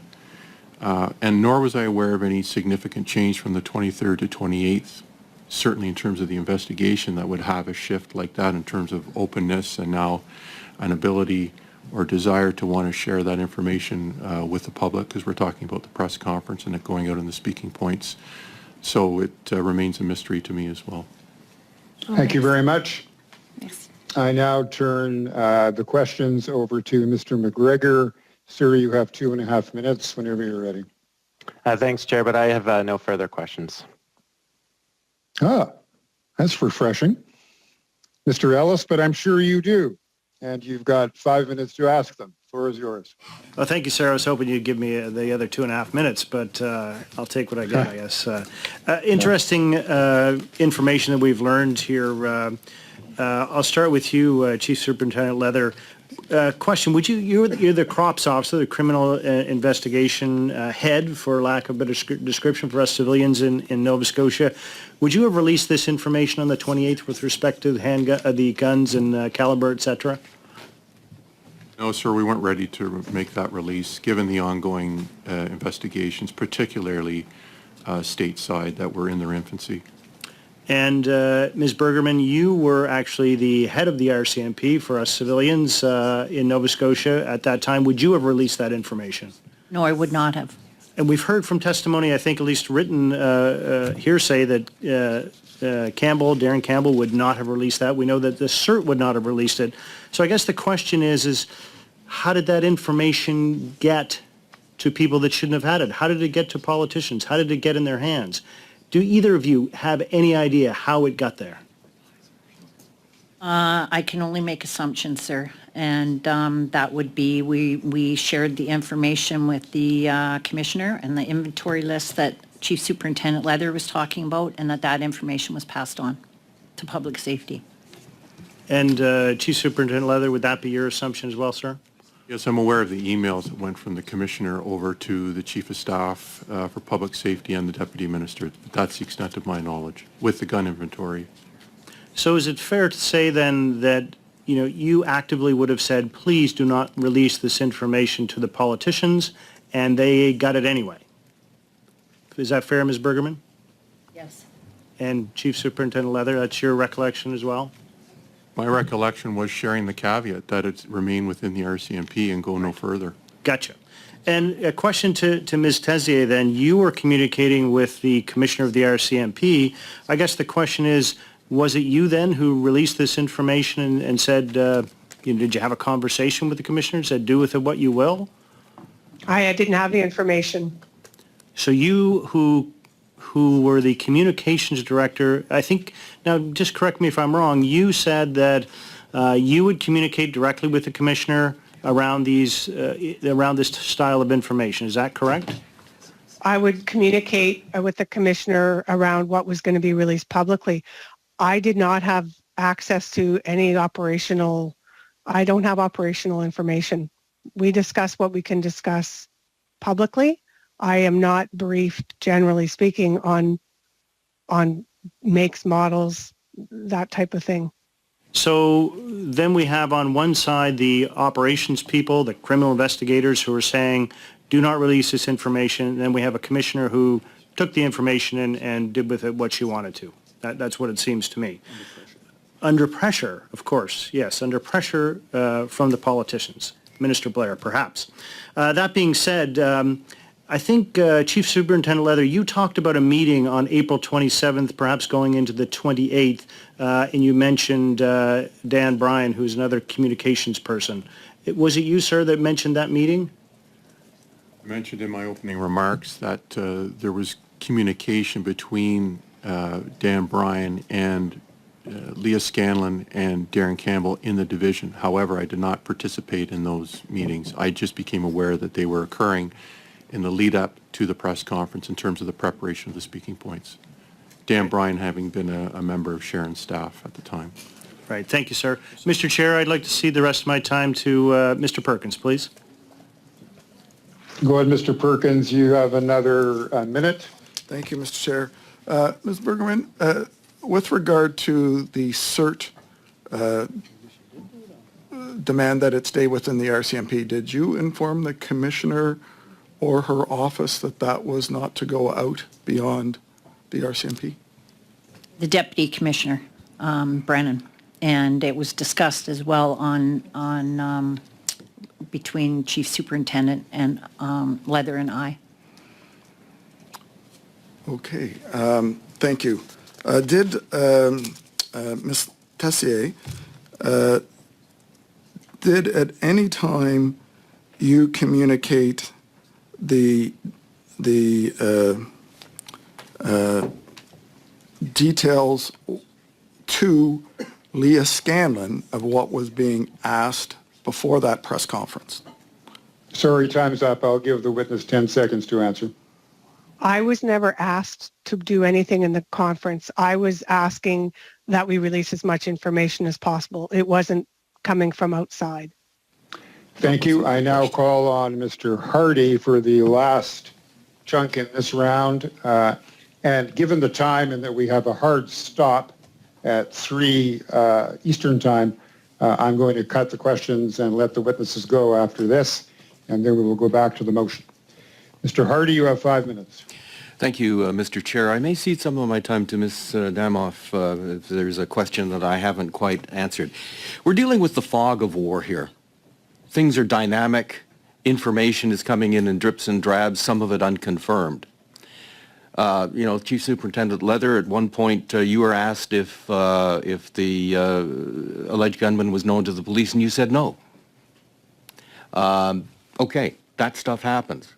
And it happened rather continuously. And I submit to you, Ms. Bergerman, that if the superintendent, or if the commissioner was not happy in that April 28th conference call that she had with you, it may not have been because the information on the firearms wasn't released, but that what happened was yet another failure in the communication process, one of many that, of course, was putting your department under a lot of stress and pressure and putting the commissioner under a lot of stress and pressure.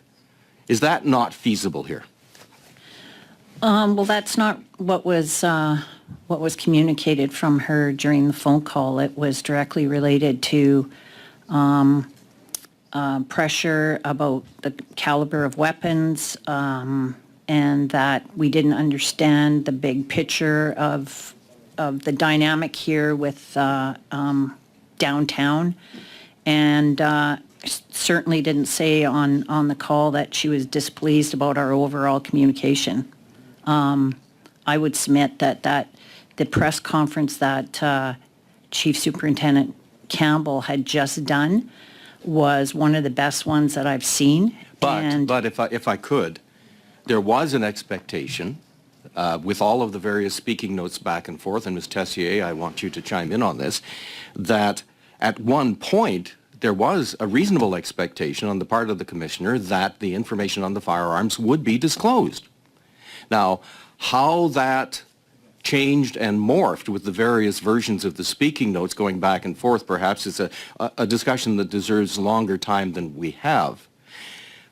Tell us what was going on in the ground, because again, in the fog of war, or in this case, this investigation, you had media after you continuously, and you were under a lot of pressure and indeed a lot of criticism for either the nature or scope or accuracy of the information that the RCMP was providing to the public during the episode, as well as after the episode. What was the common knowledge? What kind of information, particularly about the firearms, was being talked about at street level or on the open line shows or in the opinion pieces and news reports? Do you have any information on that? No, I don't. I can't speak specifically what was being talked about publicly, because there was a lot of things being talked about publicly. But I do know that there was, based on Darren Campbell and the investigative team's advice, that it would be detrimental to the investigation to release the weapons and the make and model and caliber publicly. Ms. Danoff, did you want to take my remaining time? Sure. Ms. Tessier, the witnesses that we have here have said that they would not release the types of weapons to elected officials. However, it was given to them because it was in speaking notes. Is that not correct? No, that's not correct. So where did the commissioner understood that the weapons would be released? Why was that? Well, she understood that we would discuss the weapons. The calibers, the models and all that, I cannot recollect if that was in one of the versions. I remember it was quite high level, but I assume that the decision was made not to discuss them at all because it would just lead to further questions that we couldn't answer at that time. But I did not, from what I understand, the information that was released after a direct request by the Commissioner to Nova Scotia. Okay, thank you. You're welcome. Are you done, Ms. Demoff? You've got 35 seconds if you want them. No, that's fine, Chair. I would ask if we could suspend for 5 minutes, though, after the witnesses are released. Okay, and I will release the witnesses with a thank you for the generosity of your time and of your expertise. Colleagues, let's take a 5-minute suspension, then we will come back and deal with the motion.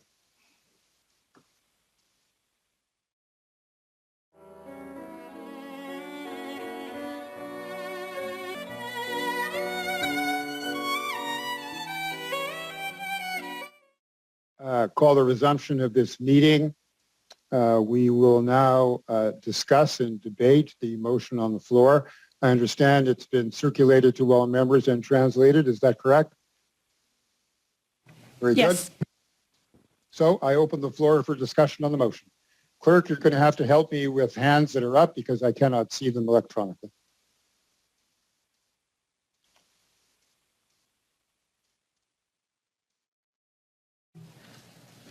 We have Mr. 𝙁𝙊𝙇𝙊𝙄𝙀𝙍 in the room. Okay. Thank you. Go ahead, Mr. 𝙁𝙁𝙇𝙊𝙁𝙁. The floor is yours. Thank you, Mr. Chair, and I will let others speak on the overall motion, but I do want to propose that we remove Minister of Justice and Attorney General of Canada and his officials. We don't believe that that is relevant to what's being discussed today. and the actual motion itself, the original motion that led to the meeting today. The issue, I think, with respect to justice is about documents. There were over 75,000 documents to date that have been disclosed through the process, and the ministry has done that already. The review and disclosure of documents is a work undertaken by officials at the Department of Justice and Attorney General of Canada and does not involve the minister or his office in any way. And in fact, any manner in which the minister directs these would be inappropriate, as you're aware, Mr. Chair, and reviewing documents for privilege, which includes cabinet confidences, solicitor-client privilege, other privileges, and personal information, is a usual process done in all litigation and inquiry work by the department and not by the minister or his office. In addition, document production, which follows review, is a labor-intensive technical process that happens on a rolling basis and needs to be triaged based on production deadlines and the immediate needs of the inquiry for upcoming hearings.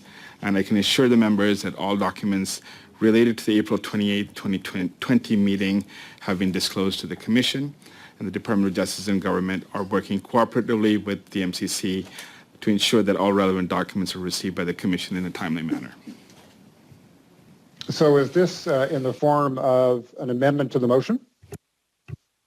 Yes, Mr. Chair. We're just essentially asking that the Minister of Justice and Attorney General of Canada and his officials are deleted from the motion. Okay, so this is an amendment to the original motion. Correct? That's correct. Okay, so then now we open a discussion on the amendment. I have two hands up.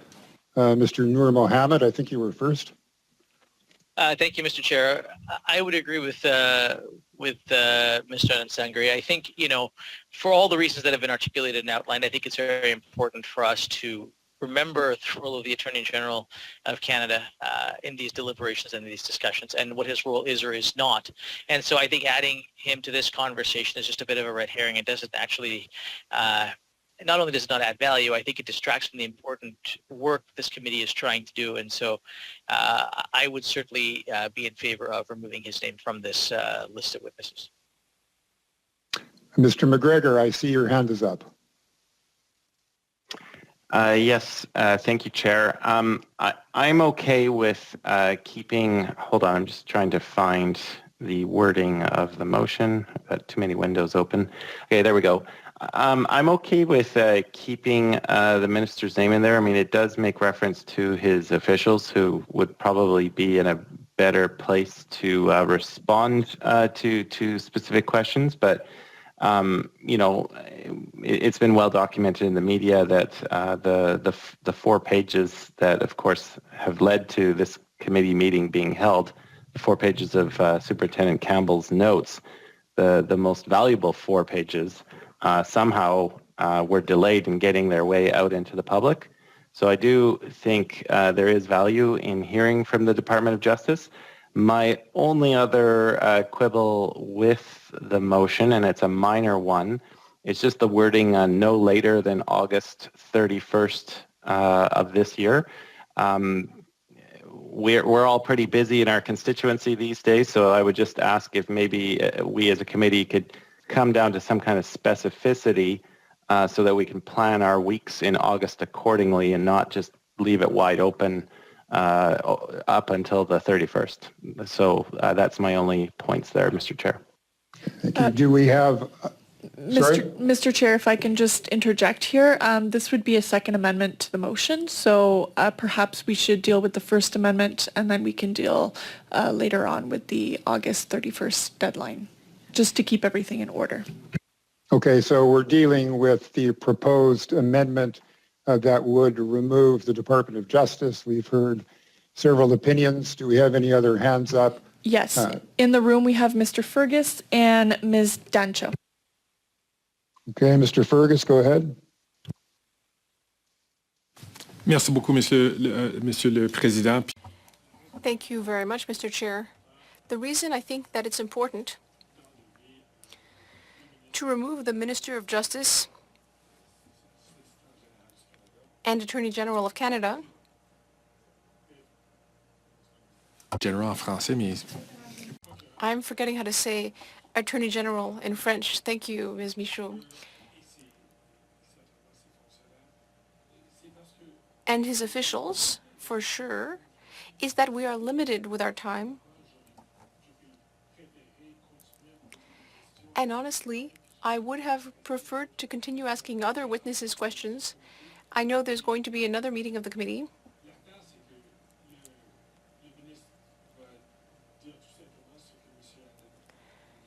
And the minister is simply going to say what Mr. 𝙄𝙁𝙏𝙀𝙍 said, that the decision wasn't his,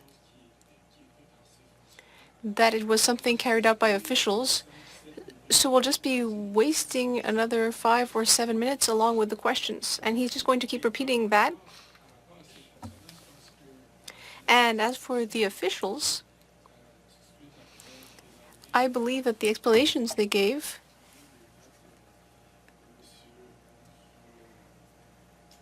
the day after the notes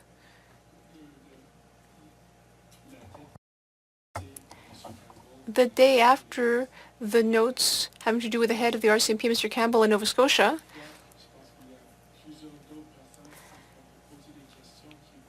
well, I think that there are many other people that we can ask much more fruitful questions of. It will be much more interesting, much more enlightening for Canadians. And for parliamentarians, certainly. So just from concern for effectiveness, I think it would be better to spend our time with the rest of the list. I think that would bring us much more clarification about what happened between these two Rcmp offices.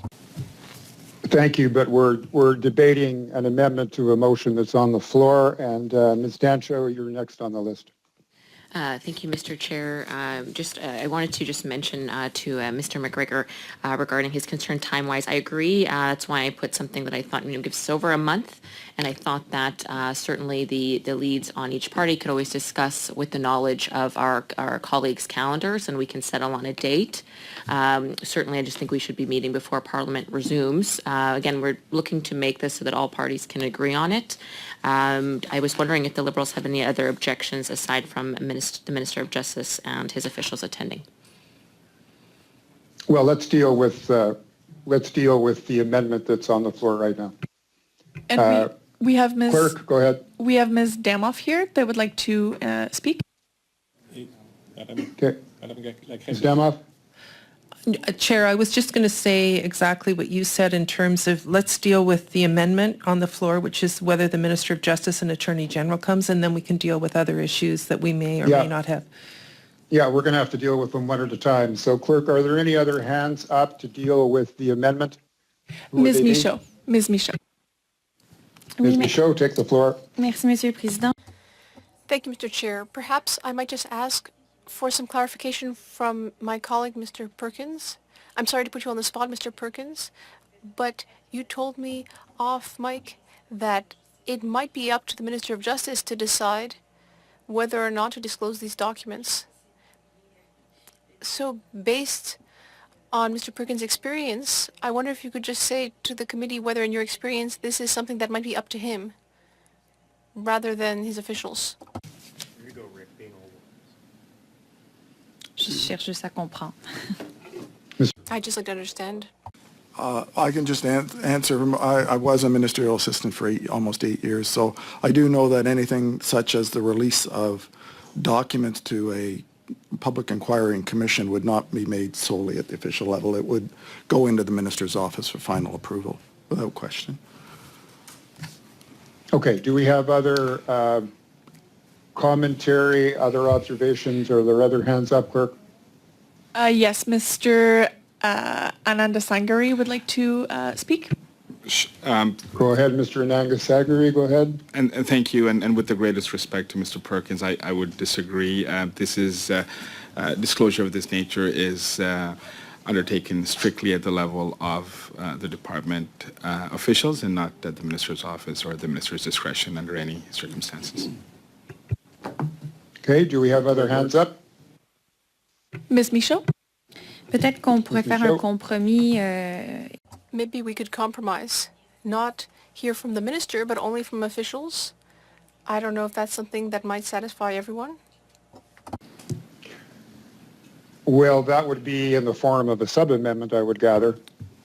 We have to deal with the amendment that's on the floor now. So are there any comments about the amendment? If there aren't, we'll go to a vote. If there are, I'd like to know whose hand is up. Mr. Ananda-Sangari also rose. Mr. Chair. Again? Yeah. With respect to Ms. Michaud's amendment, we would be in agreement with that if that is the will of the committee. Well, Clerk, do we then proceed to a vote on the amendment, or do we introduce a sub-amendment as Ms. Michaud has suggested? You can vote on the sub-amendment of, you can vote on the sub-amendment for Ms. Michaud and then go from there. Okay, so let's be reminded what the substance of that sub-amendment is. Clerk? The sub-amendment, I believe, was to simply remove the minister and to keep the officials in the motion. Okay, and do we have comment on the sub-amendment before we go to a vote? No comments in the room. Okay, then let's take the sub-amendment to a vote. Clerk, remind us about what the vote constitutes, and then call the roll, please. We have Mr. Lloyd would like to speak before. Go ahead, Mr. Lloyd. Can I just move we move unanimous consent on the sub-amendment? Music to my ears. So we have agreement and unanimity that the sub-amendment, as articulated by the clerk a moment ago, shall pass. I have agreement? Okay. Then we move back to the amendment. Can you remind us, clerk, the amendment that we're debating? Well, yeah, so the amendment was to remove both the minister and the officials. So now the officials have been added to the motion. Have remained in the motion, so it gets a little bit tricky here. Well, yeah, so you're just removing the minister. You're just removing the minister. Yeah, there's agreement to remove the minister. There's no agreement that I've heard to remove the officials. So the officials should stay as part of the amended motion, correct? That's correct. And everybody who wants to speak to it has already spoken to it. So we should be in pretty good shape. Yes. Okay, I like it when we're in good shape. So then we would go back to the main motion, correct? We're already in agreement with the sub-amendment that the minister is removed and the officials remain, so yes, there doesn't need to be a vote on this. So there's nothing left. We have Ms. Damoff that would like to speak and Mr. Lloyd after. Okay, Ms. Damoff, the floor is yours. Chair, I just wanted to speak to Mr. McGregor's concerns around broad timing by the end of August, and I appreciate Ms. Dancho giving the chair flexibility here to get witnesses. We also know that there's time in August, particularly the first week of August and also towards the end of the month when the House is doing their maintenance, and so we're trying to be respectful of that. And again, I commend Ms. Dancho on recognizing that. I am a little hesitant on putting a specific date just because we already know that 2 witnesses were unable to appear today, and giving you, Chair, the flexibility to work with the clerk to try and find a date that does work for these witnesses. Just with the caveat, though, that all of us are trying to make plans in our constituency. Many of us have already made plans in our constituency, and if we can get more than a couple of days' notice from the clerk as to when a date might be, it would make it a lot easier for us rather than just leaving the rest of the summer open. So perhaps I'd like to hear from Mr. McGregor on that, but I think if we leave it with the chair to find a date and notify us with good timing so that we can make plans accordingly. That's it, Chair. Mr. McGregor? Sorry, now I have Mr. Lloyd first, who had his hand up. Mr. Lloyd, go ahead. Well, yeah, substantively, I agree with Ms. Demoff's motion. As long as it's within the timeline that we passed in the motion, I'm fine with it, and I totally agree that we need some advanced direction from the clerk so that we can all make plans around it. So I'm agreed with that. Good. Mr. McGregor? Yes, so I guess given that the critical maintenance starts on Monday, the 22nd of August, perhaps the specificity that we're looking for that also gives a little bit of leeway is possibly during the week of August 15th, Monday, August 15th. I don't know. Again, some of us are going to have events set up there. Yeah, I don't know if that's going to work for everybody or not. So I think we need a little bit of discretion here. I'm very happy on your behalf to provide that discretion. I can hear clearly the willingness of the committee and that this must happen before the resumption of Parliament. Given the holiday schedules, the House of Commons capacity, the infrastructure that's available, there are a lot of moving parts here. So if the committee is okay with it, you can leave it up to the clerk and the chair to come up with the most convenient time given all those exigencies, and I'd be glad to take on that responsibility. Mr. Lloyd? Yeah, I think we've covered this. I agree, the chair's discretion, and I think unless anyone's against, I move to adjourn the meeting. Don't you have to pass We've already been told the motion's been passed. Yeah, that was the amendment. No, we have to do a formal vote. But if you want to adjourn, Dave, that's fine. No.